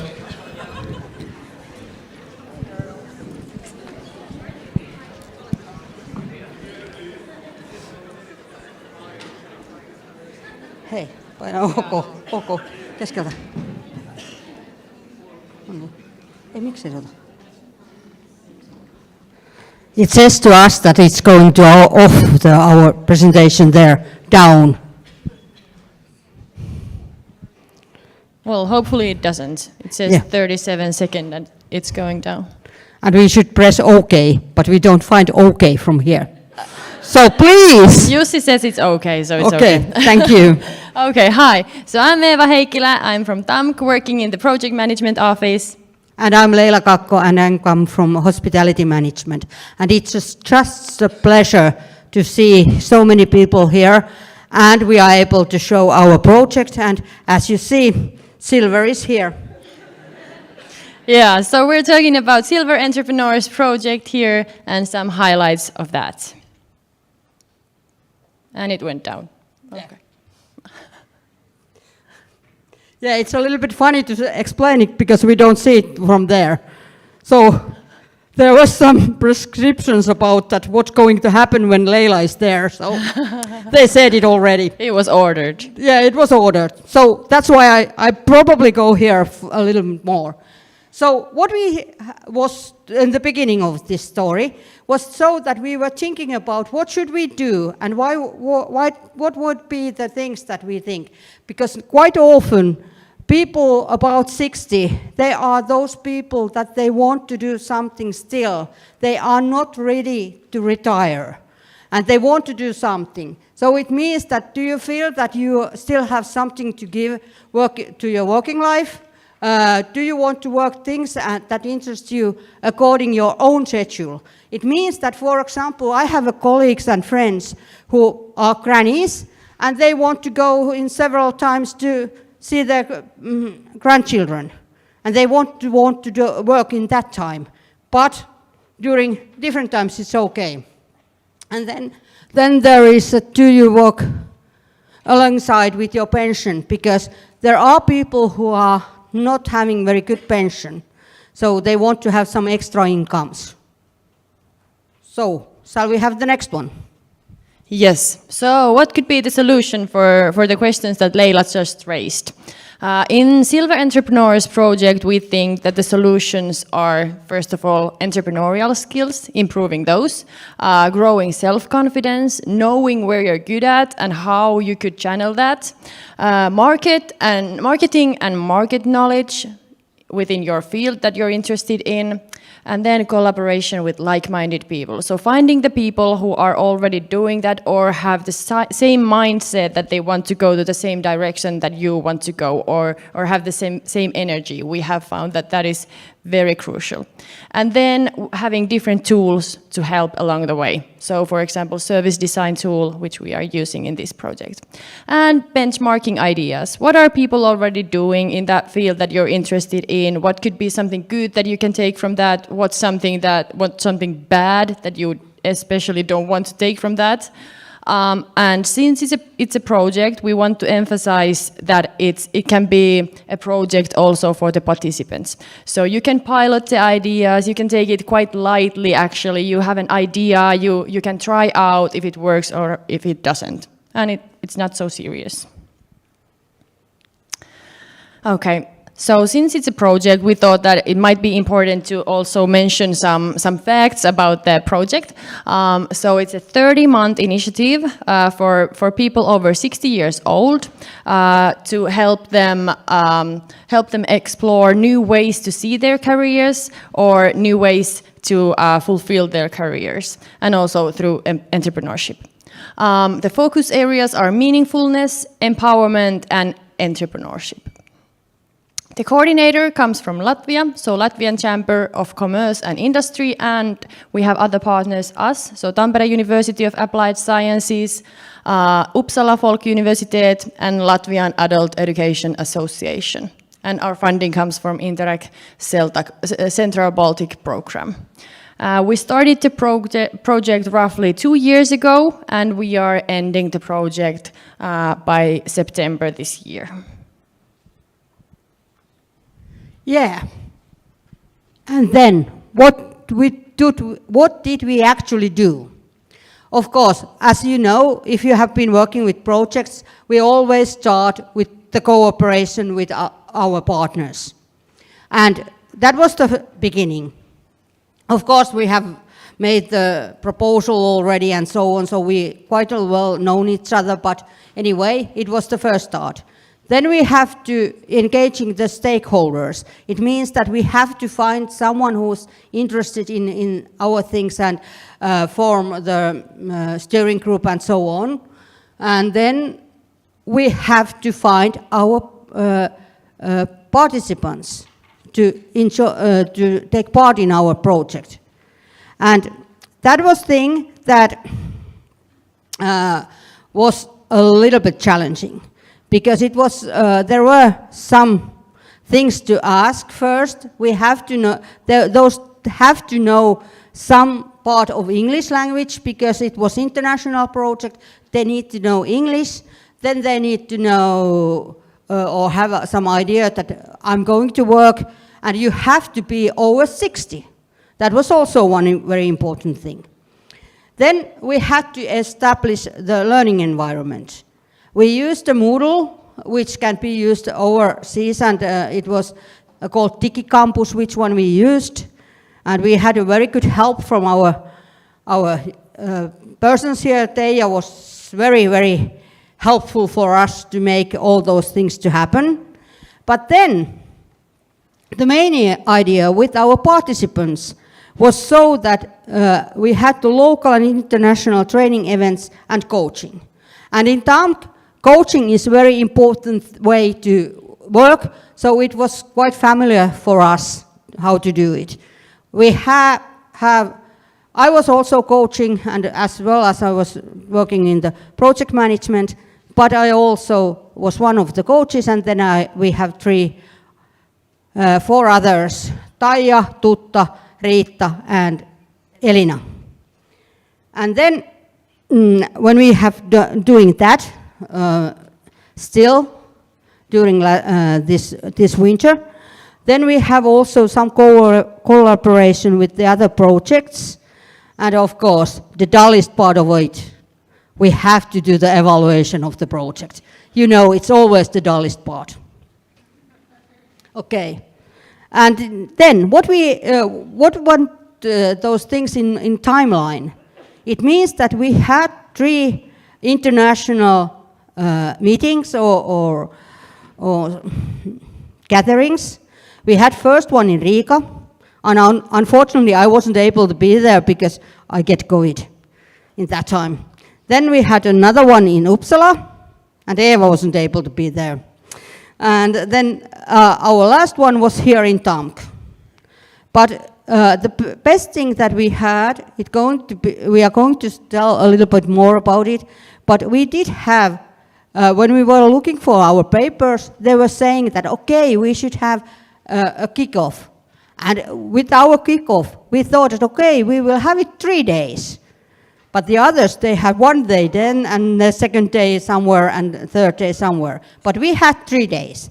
And it was a very important thing to do, because we formed the group. They are a group.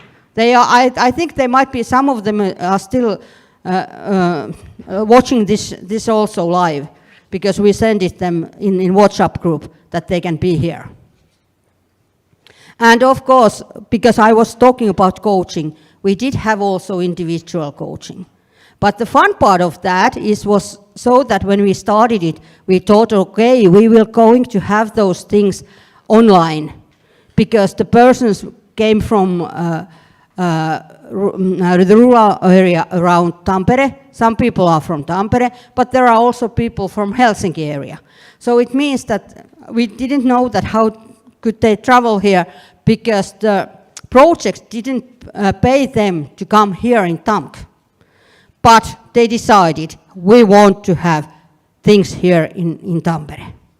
And that was it wasn't as planned, but it was a very good thing to do like that. Yep. And then to conclude, some best practices and highlights from the coaching and the session that Leila just mentioned.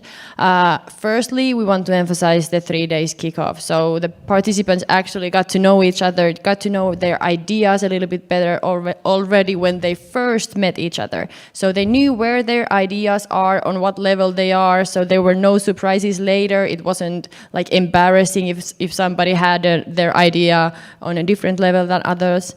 But it was all clear and everybody knows each other, and it was really nice and smooth from the beginning. Then we are really happy that we could have a multidisciplinary group. So we had people from quite different fields. We had consultants, we had people from forestry, bakers, and so on. So it was a really mixed group of people with different aims too, and that was I think it was one of the best things in the group also. And like Leila said, originally, actually already in the project plan, we were planning to have more online sessions. So the coaching or the meetings would be mostly online. But once we met the participants and get some feedback and talk with them, we realized that it would be really good to meet on site more. So almost everything happened in the end on site, and I think it was really good, especially for this group. Then the stakeholders visit to Ruovesi. I think the best thing about that was just to go somewhere together as a group. To travel somewhere, it's quite close, but still out of Tampere and out of TAMK especially, and see other small businesses in Ruovesi and see how people are doing things there, and what could be something that you can take from them to your own idea. And then the final local seminar and evaluation in Suodenniemi. Suodenniemi is a small party place in Sastamala that actually one of our participants put up during the process. Yeah, and one thing more about that is so that when we had our meetings here in TAMK, we also had some visitors. We had persons from insurances and so on. So we did gave them some knowledge about different things, and it was nice, yeah. And then, what about our stories? What did they do? The first one, baking, was turning passion to business. And she is a marvelous person. She's about 70, or a little bit over. And when he first came here, I have to tell the story. Because when he first came here, we were sitting there in the classroom, and she was thinking, oh, should I be here? I'm not sure if I'm here. And we were thinking about, okay, shall we have our first dropout in the first day? But we didn't. She came next day, and a little bit more playful and thinking that, okay, this might be good. And then the third day, she was fully in.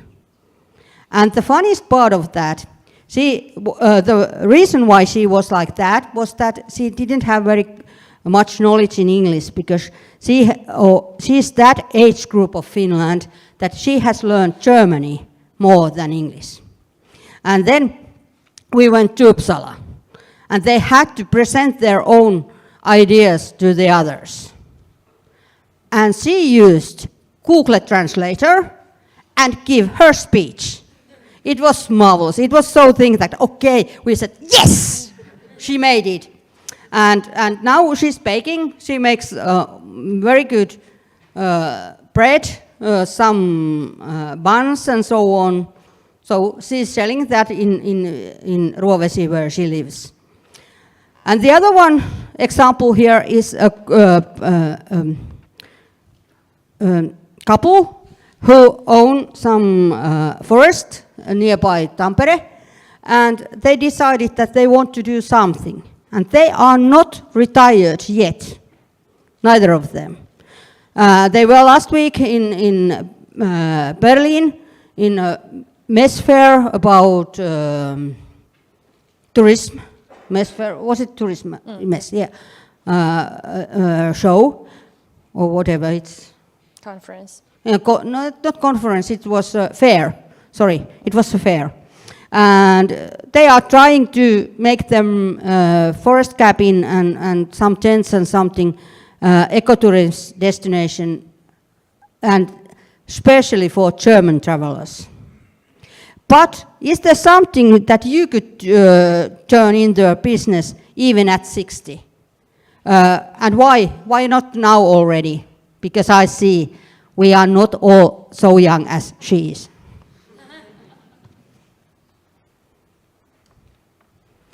Yeah. Was it yours? Yeah, okay, it was mine. So think of ways that you can support our senior entrepreneurs. I hate that word. And I have a project with that name, but always when I have to pronounce it, it goes somewhere not very good. But I hope Henry allows me that one, because he's an English teacher. Buying their products is, of course, the first one. So you can support it like that. And sharing their stories in social media and so on. Offer mentorship and networking. And that's very important, that show that, okay, it's nowadays, they say that 60 is now a new 40 or something like that. So people are not retiring so early that they have done earlier. And of course, when we have a very good idea, we should also invest in those. And probably we see what happens. We can try to go the Pälkäne to forest, but we'll see what happens. And encourage and acknowledge their efforts. So, for example, our group is amazing. There are people, the oldest one are well over 70, and the youngest one are about 62 or something like that.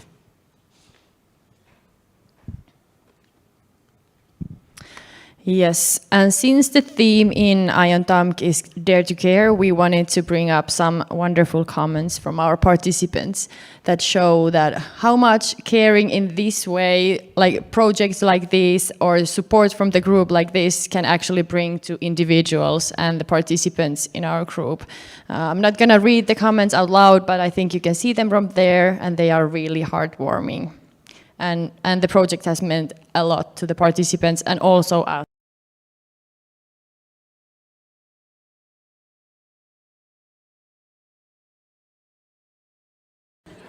You see, I'm on stage. It's always like that. So they cut us down. Okay, they get it back. Okay, but one thing there is which is very important, that the group itself they decided that they will continue on. And I think it's in the next slide as well. And Eva. Yeah, so future of the Silver program, we really want to keep something that we have found in the project alive even after our project ends in September this year.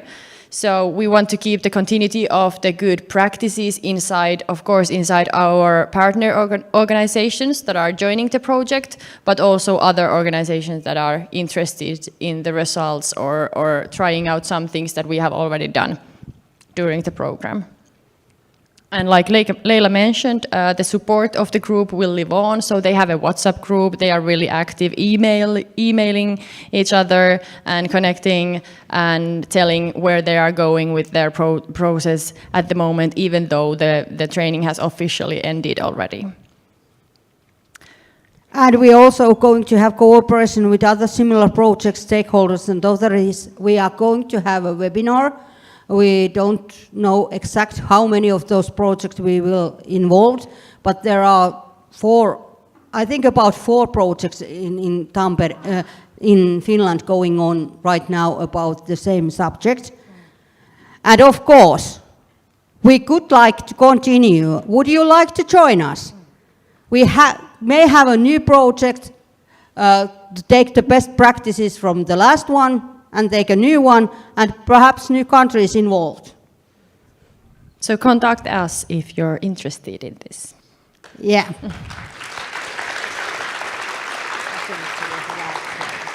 And as a last slide, I think it's the most important one. So here is our team, or the participants and all the coaches. So me and Leila, and Elina Merviö, Riitta Vihuri, Taija Karhe, and Tutta Tanttari. So the last slide. Put it on. Okay. Now we are finished. Okay.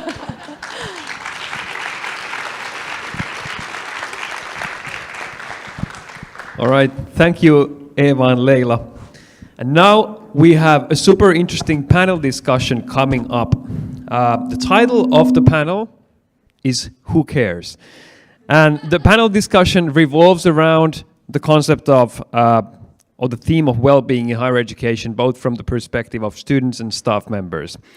And the panel is facilitated by Elena Grigorova, and our panelists are Mirja Onduso, Merja Jortikka, and Ruvindu Gamache.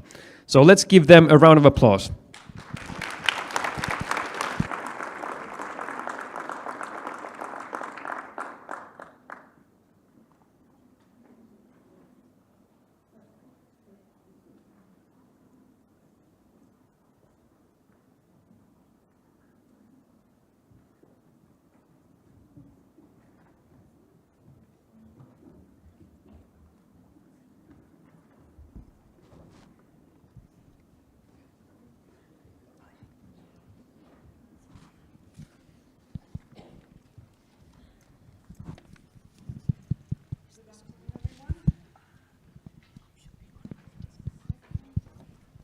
Hello. Yes, now it's better. Good afternoon, everyone. I know it's the last session before lunch, but I hope you still have enough energy to stay with us. So, who cares? Yes, that's the topic of our discussion today. So, my name is Elena Grigorova. I'm a senior lecturer in the School of Business and Media here at TAMK. I'm also a teacher tutor for first and second year international business bachelor students. And I'm here with my colleagues today, Merja Jortikka, our HR director, Mirja Onduso, planning officer, who is responsible for social counseling of international students, and Ruvindu Gamache, a representative of TAMKO. TAMKO is our student union. Maybe to start our discussion, I would like everyone to say just a couple of words about themselves, how long you've been here at TAMK, what are your duties and responsibilities here. Maybe let's start with Mirja. Hello everybody, Mirja Onduso. I have been in TAMK too long, more than 20 years, 2001. I guess I haven't listened to the career coach's advice that you should change your job once in a while. but it's my third job inside TAMK. So now I'm doing social counseling with the international students. I basically answer to questions and give guidance on everything else but studies. We have lots of people to help with the studies, but I answer to the questions that all the other things, housing, bureaucracy, where to take my dog, and so on and so on. Hello everyone, my name is Rovindu Gamage and I study software engineering here in TAMK. I'm a first year student. I've been here for like 6 months, I think, so I'm very new. And yeah, I am also in the board of the Students' Union of Tampere University of Applied Sciences. I am the leisure representative, so my tasks are organizing leisure events and promoting well-being and culture among students. Hello everyone, my name is Merja Jortikka and I work as Human Resource Director. I've been at TAMK for 13 years and my responsibilities contain of all our HR issues, for example, recruiting, competence development, payroll, and of course this well-being of our staff and also a little bit of students also. I'm also responsible for security things related to personnel. Okay, thank you very much for the introductions. So let's begin. You probably know, or many of you, at least those who live here and work in Finland, that the issues of well-being have been in the news, in media, quite prominently recently. Issues such as burnout, stress at work, inability to cope, student also well-being, depression sometimes, anxiety, loneliness, that has been also a very prominent topic in the news. So my first question is, how does it correlate, all these news articles and kind of focus in media, how does it correlate with your day-to-day practice and activities? Have you noticed the same trend in your kind of daily interactions with employees, with students, and especially maybe Mirja and Merja, because you've been here for so long, if we compare it to, say, 10 years ago? So do you see this increase, this kind of negative trend? I work with the international students every day, not so much, I don't see so much the Finnish students. Well, 10 years ago we didn't have so many international students as now. The numbers have increased a lot, both in TAMK, in other universities in Finland, and we still want to be more international. I would say the international students, I would dare to say that they are even more motivated and more enthusiastic in the beginning, because they have come a long way already, applying, getting a permit, moving to another country. So yes, I think there are still mental health issues with them also, but perhaps not so much because they've gone through so many screens already. And but I think they are not the biggest issue for the international students. There are other issues that are more difficult at the moment. Okay, thank you. And maybe Merja, if you could comment from the employees' kind of perspective. Yeah, sure. I recognize the discussion in media. And also here at TAMK, among our personnel, of course, once in a while we have different cases.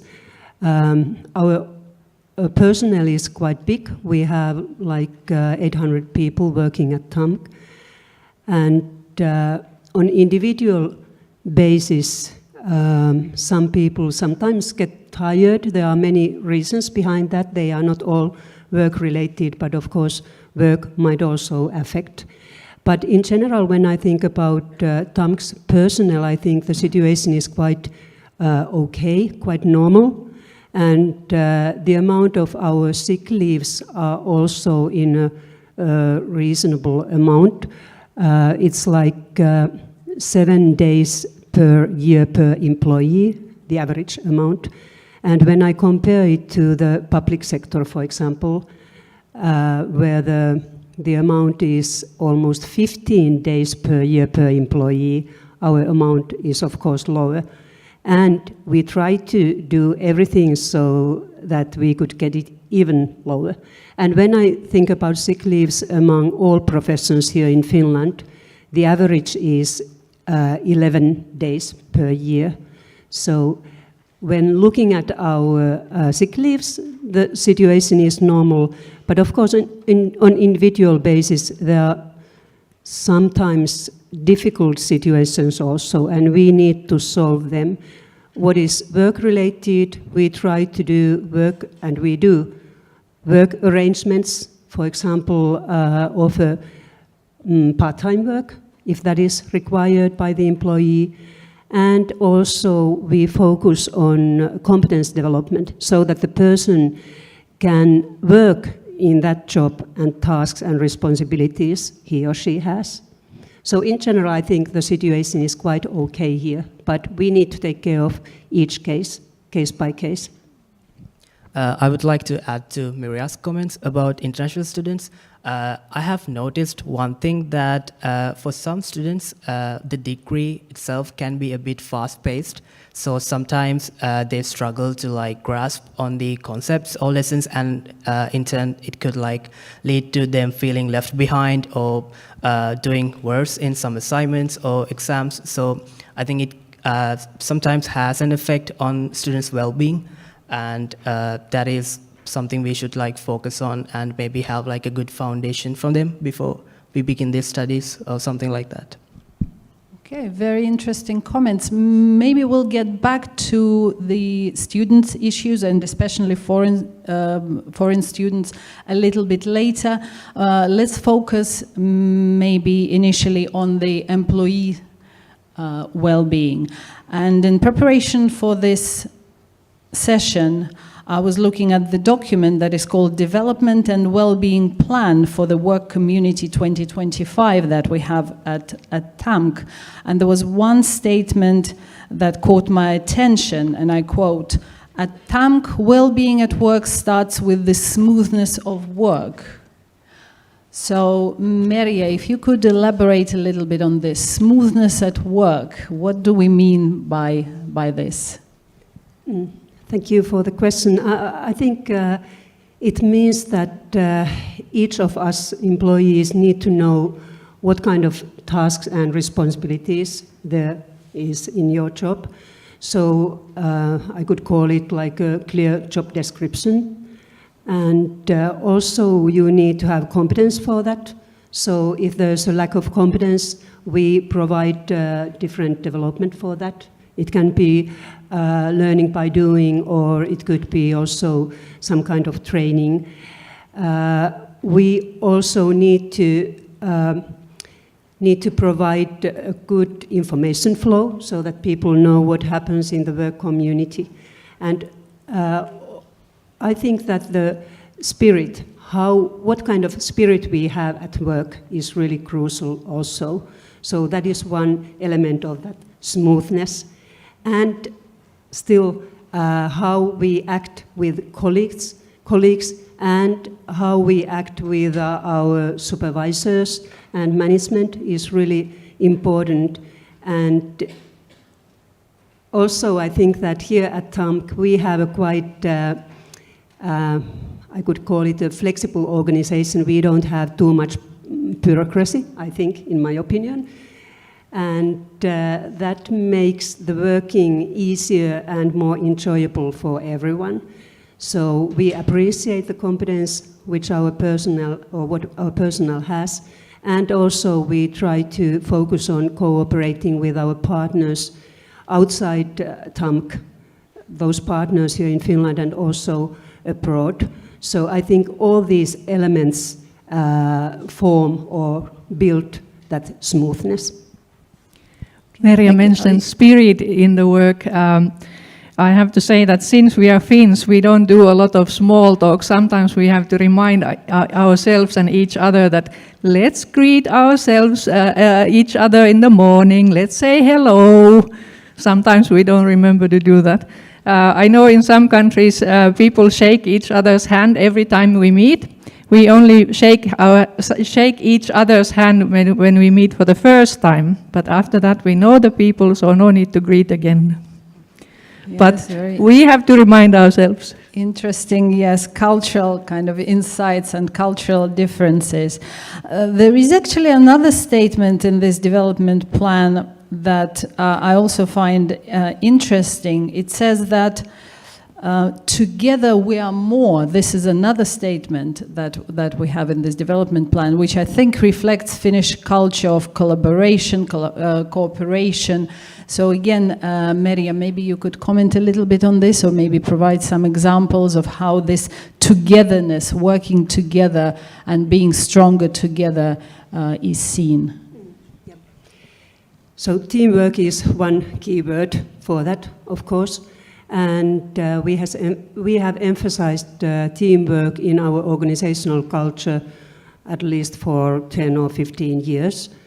When I started here, I remember that teamwork was already mentioned, and there were different activities to strengthen that. In my opinion, competence sharing is something which is really related to this. And when I think about the work for our employees, I would say that no one works alone. And in that sense, it's really important when you work with the others, you share your competence and actually you form the competence together. So in that sense, it's part of our working together. When we plan our contents of the work and also what happens in the work community, we try to participate everyone. That's really important. And it also requires a chance for people to affect into their own work, of course, but also what happens in the work community. And if there would be more radical changes, then participation is even more important. Communication, I think that is something which is related to this. Together we are more strong. And now I look at here inside at TAMK and also outside. So this community, which of course contains TAMK and Tampere University, but also various partners all over the world, which we have. And thank you. And as a teacher, I can maybe add to this competence sharing. It's been noticeable in the last few years how many courses are co-taught. In the same course, we have 2, sometimes maybe even 3 teachers. We work also with our international partners, so this competence sharing is really very noticeable, I would say. Okay. But when talking about well-being, how do we know that our employees or our students are doing well? How is well-being assessed? Merja, would you like to comment? I have my own office. At the moment, I have a trainee who I think is taking care of our office right now. I meet the international students mainly in person. Of course, there's a lot of information online too, all the instructions and everything. And I'm teaching one course also, but I think the most effective way is when I meet the students in person. Last autumn we got over 300 new international degree students, and I would probably say that I have met half of them in person by now. And when I meet them in person in the beginning, then it's like a relationship that builds. They find it easier to come to me afterwards too. And basically, I know when somebody is well and when somebody is not well. Okay, it's very interesting. But these interactions, are they sort of planned, or who initiates them? Is that the student usually, or you? Or mainly how does it work? mainly the student. I don't have office hours. I have told the students that I'm usually on campus from 9 to 4, and if I'm there, they can come in, or if they have a longer issue, they can also book an appointment. Sometimes things come from the teachers, heads of programs, other people, but it's mainly the student-owned initiative. Yeah. Student usually initiates it. And Ravindo, did you have something to add? Yeah, Please. first, I remember Miria picking me up from the railway station and dropping me off at the apartment with my keys. And yeah, I think like that initial contact builds a lot of trust, and it makes it easier to open up about what we are going through, like if we have any challenges in the degree program or anything.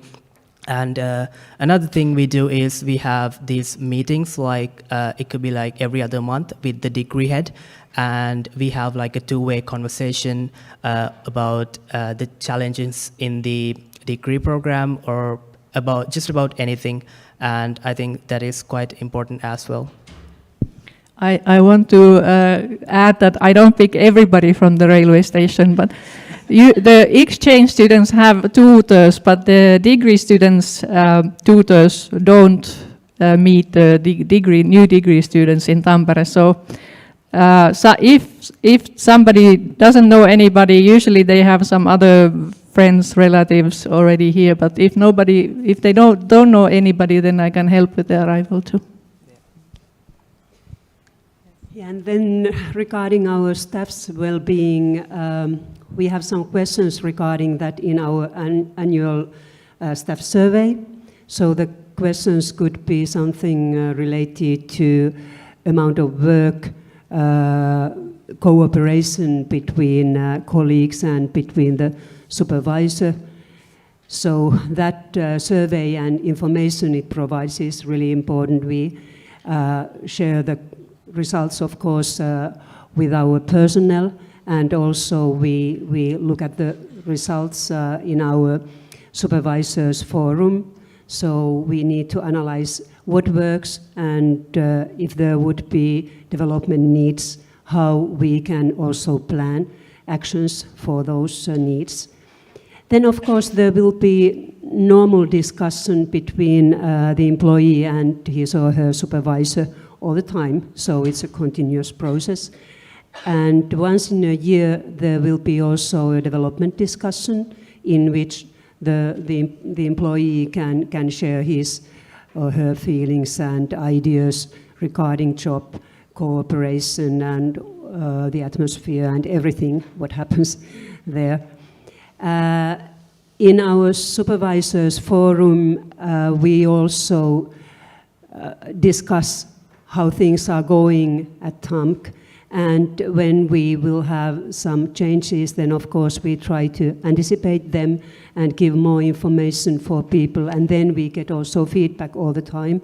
So I think that is something like a continuous process, and from that we can of course think how well-being is among the personnel.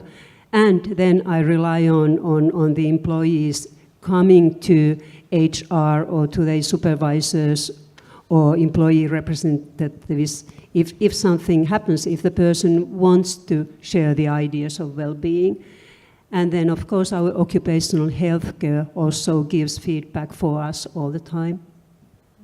Okay, thank you.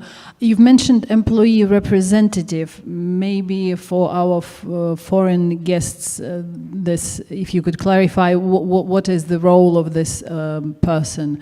What is an employee representative? Actually, that is something which is like an official system here in Finland. So each organization which is big enough will have employee representatives, so that the personnel will select the employee representatives, and they are not like a political or with a political issue or team, But what we discuss with them, I mean employee representatives and management and all personnel, is usually related on our collective agreement, which is one of those legal elements here in Finland. But with employee representatives, we try to figure out how things are going, if there would be that kind of development needs and issues we should take care of together. And personnel or each individual can contact an employee representative, and that is something confidential between them. So when someone wants to open up, for example, for employee or with the employee representative, they discuss, and employee representative can already help maybe with some advice, or he can also guide to another person, for example, to HR, to ask about something which is on their mind. So this is like a legal system here in Finland, but then it's up to the organization how we organize it, how we can build up a very good relationship between management and employee representatives. And I would say that here at TAMK we have a very constructive relationship, and it's really nice to work together. Okay, thank you for the clarification. Now let's turn a little bit to the students' activities, because we know that quality leisure time is very important for well-being of employees as well as students. So let's hear from Rovindo. What does TAMKO, our student union, do to kind of promote and maybe organize activities related to leisure and well-being, being that you are responsible for this particular area on the TAMKO's board? Yeah, so we do organize a lot of leisure activities. So TAMKO, and as well as our student-specific organizations and clubs, we organize tons of activities. And I'm actually proud to say that among the applied sciences universities in Finland, Tampere has like the biggest and most active student organizations and clubs community. And for example, something we do is we have these monthly hangouts. It's exactly as the name implies. We have like a hangout session for students, and they can come, and it is like differently themed. So like a board games night, a movie night, and they can come and hang out, talk to each other. And we also offer free snacks and drinks and stuff like that.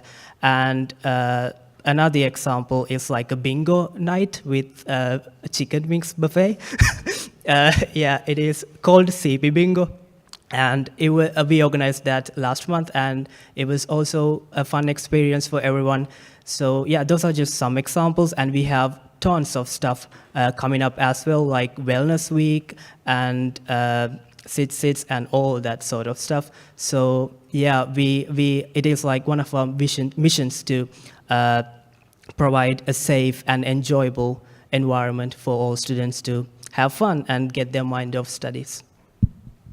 Sounds very exciting. I wish I were a student and could take part in some of these activities. What about at the employees level? How is TAMK involved in maybe if not organizing, at least maybe supporting and promoting leisure activities? We support sports and culture by providing our employees a certain amount of money for that annually.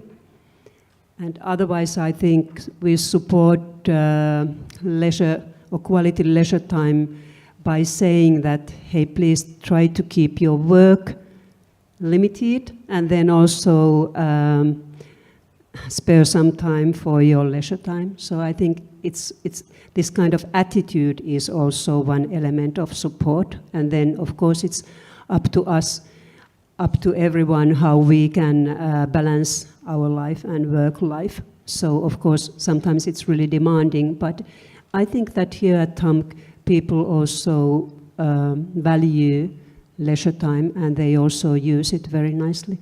Finns take their free time very seriously. When it's 4 o'clock for 4:35, you go home. You don't need to work long hours. Of course, sometimes you have to, and some people you have to, but we take it seriously. Balance. Okay, very good. Yes, very good to hear this work-life balance that you must have heard about many times in Finland. It is a very important thing. And again, it's supervisors, for example, and other employees are advised not to contact their employees, for example, outside of working hours or on weekends. There are I would say, very strict boundaries. And it's not advisable to mix your work time and your leisure time. Both of them are treated very seriously, but kind of separately. Okay, earlier in the discussion you mentioned, Mirja, that the number of foreign students has increased quite a lot over the years here at TAMK. So with it, have you noticed any maybe like particular issues that foreign students struggle with, or some common problems that foreign students come to you with that affect their well-being? Yes, definitely. The Ministry of Education set very strict targets for universities in Finland about 5 years ago. They said by 2030 we need to triple our number of international students in every institution. I don't remember exact numbers, but let's say that perhaps we had 500 international students when the target was set. And now about 5 years has passed, about 5 years left. I just checked the numbers a few days ago, and now we have about 1,300 international students in TAMK, out of which some 1,000 are degree students. So I think we are doing well with our target, perhaps we are even ahead of our target. I'm a very pro-international person. We need more international students, we need more staff, we need more people in Finland in general, but it hasn't been easy only. After COVID passed, people don't really even talk about it anymore, at least the international students. But currently the biggest challenge is in TAMK, at least, in Tampere, perhaps with some other universities too. Biggest, definitely, the economy is very slow. Jobs are very difficult to find, even part-time jobs, even manual jobs. Most of our students, international students, come from outside Europe. Most of them are paying tuition fees, 12,000 a year in TAMK at the moment. That's a lot of money. And most international students have to find a part-time job as soon as they come to Finland, as soon as the studies have started. If they don't find a job, first year is probably okay, perhaps they have savings and family can help or something, but the job is very crucial. And because the numbers have increased a lot in the recent years, and also we see a trend that more couples come, more families come. There's even shortage of housing in Tampere. Most of the student housing is for single people, so it's hard for the families and couples to find housing. Those are the two biggest issues at the moment, yeah. Yeah, I think Mirja summed up everything that I had to say as well. The biggest issue, I think, in my opinion, is also the employment situation with the current economic situation, and on top of that, the language barrier. It really affects the students, and especially if you've been living here for like a couple of years and you still cannot find work or internship, there's this dark cloud looming over your head telling yourself, oh, you have to find something, you have to find some work, and it really takes a huge toll on the well-being of students, and it becomes difficult for them to focus on their studies as well. And yeah, of course, the housing. And I think single students don't really have like a huge issue with it, because I mean, there are available apartments, but when it comes to family apartments, there is a shortage, and yeah. or then there may be flats, but the prices are so high that many students cannot afford. That is true, yeah. So to help students who face these challenging situations, because of course moving to a new country, getting adjusted to a new environment, new language, learning a new language, and dealing with all these other issues, that creates a lot of stress and puts a lot of pressure on the students. So what kind of mechanisms do we have at TAMK to support these students, to help them? That is a good question, and that's what I'm struggling with every day, because when the challenge is money, there's very little I and we can do, and the universities can do. International students don't get any support from the Finnish government, like the Finnish students get. Finnish students can get student grant, student loan, living allowance, and so on, and international students don't get any of these. So, and then it's, well, many times it's just sitting down and listening, actually, as it has been said many times already today, that somebody to talk to, somebody to share your challenges, at least it's not so heavy. Then as a Finn, I know what is possible, what is not possible. We can look at the students' issues. Every student is different. Every student has, okay, there are general issues too, but you cannot give like bulk answers. You have to listen, really listen to the student and see what can be done and what cannot be done. Yes, and as you said, sometimes maybe just for students to know that there's somebody that they can come and talk to can already be of help. And there's kind of mental support in these challenging situations. Yeah. I know that sometimes for some foreign students, because in some cultures talking about coping and maybe some mental health issues is almost a taboo. So I wonder whether it's whether for some students it's actually quite difficult to open up about these issues if they struggle with their studies, for example, if they feel lonely. Have you noticed that, or has it never been kind of an issue? Maybe let's ask Rovindo first. I mean, it depends on the culture they grew up with. I guess for some students it could be difficult to open up, because especially if they haven't like done it before. But I mean, the best thing we can do, in my opinion, is like promote the services we already have, like the TAMK's pastor, you see, and we also have like the Parvi services, and outside the campus we have the Kamula. So I think it is like it is a good idea to like promote this stuff and tell the importance of taking care of your well-being, opening up, talking about your feelings, and maybe with time they'll loosen up, and that could have a good impact on the students' well-being. Yeah, I definitely, from the beginning, because we have so many Asian students in many Asian countries, talking about your challenges, health issues, especially mental health issues, is very, very much a taboo or difficult or non-existent. We tend to say right from the beginning, ask for help. In Finland, there are many people who can help you, but you have to ask. If you don't ask, we cannot help you.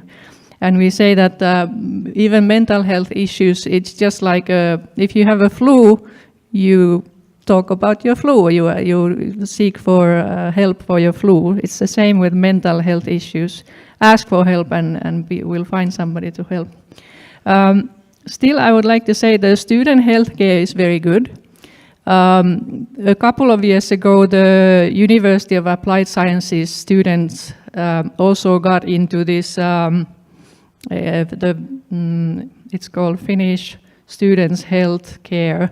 All the university students were using that service before, and only a couple of years ago our students got into that system.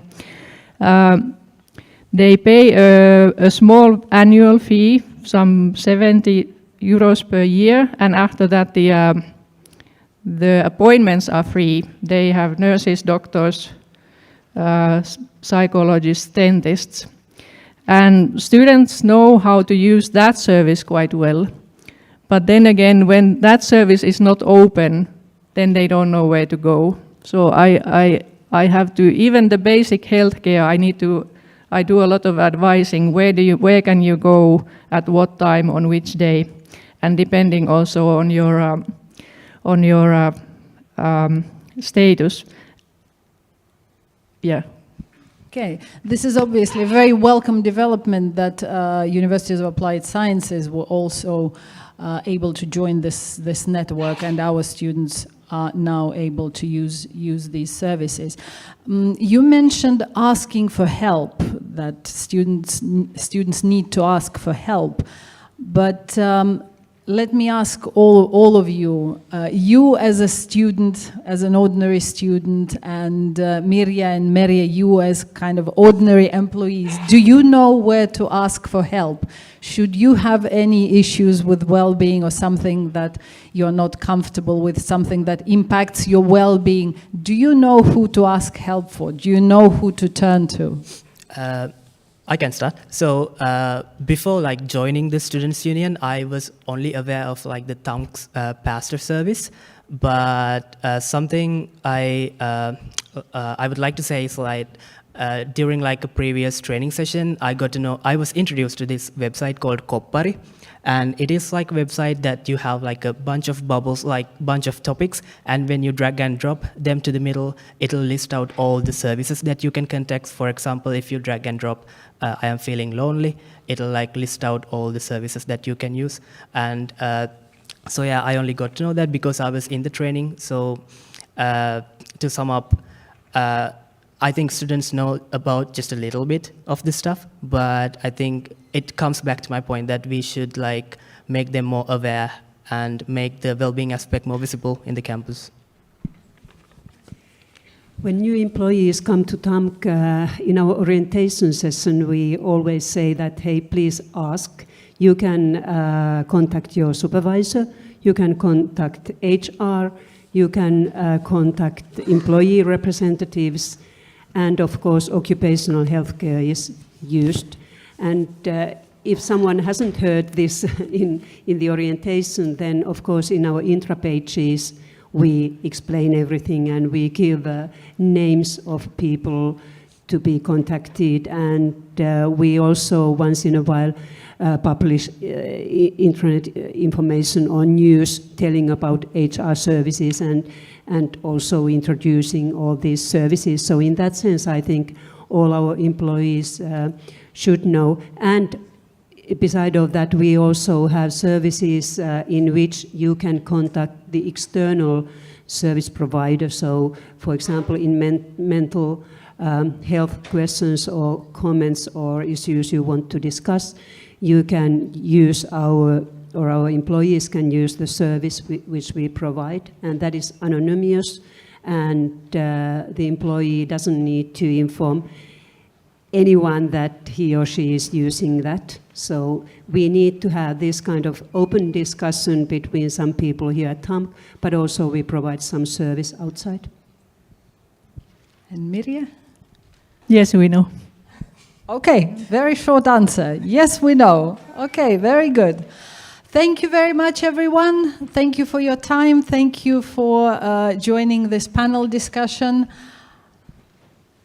I think our time is up. We were hoping maybe for 1 or 2 questions, but I think it's lunchtime. Everybody must be feeling hungry. So thank you once again to our panelists.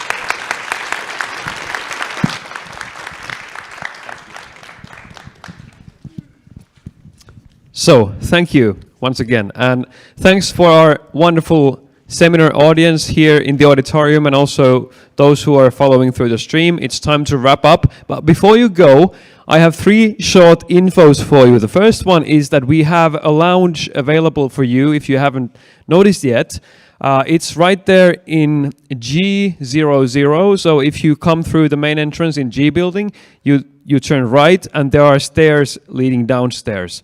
So you can use the lounge to meet people, do some work, or just hang around. So it's for you. And the second info is about the sauna tonight. So if you have enrolled to the sauna experience tonight, please remember to bring your swimsuit, towel, and shower equipment. So please bring them with you. And about tomorrow, the third thing, the grand get-together in Tavara-asema. So when you come there, please remember to bring your name tag, because this is how we recognize who are supposed to be there. So bring your name tag when you come to Tavara-asema. All right. So are you hungry already? Yeah. So now it's time to go and get some lunch.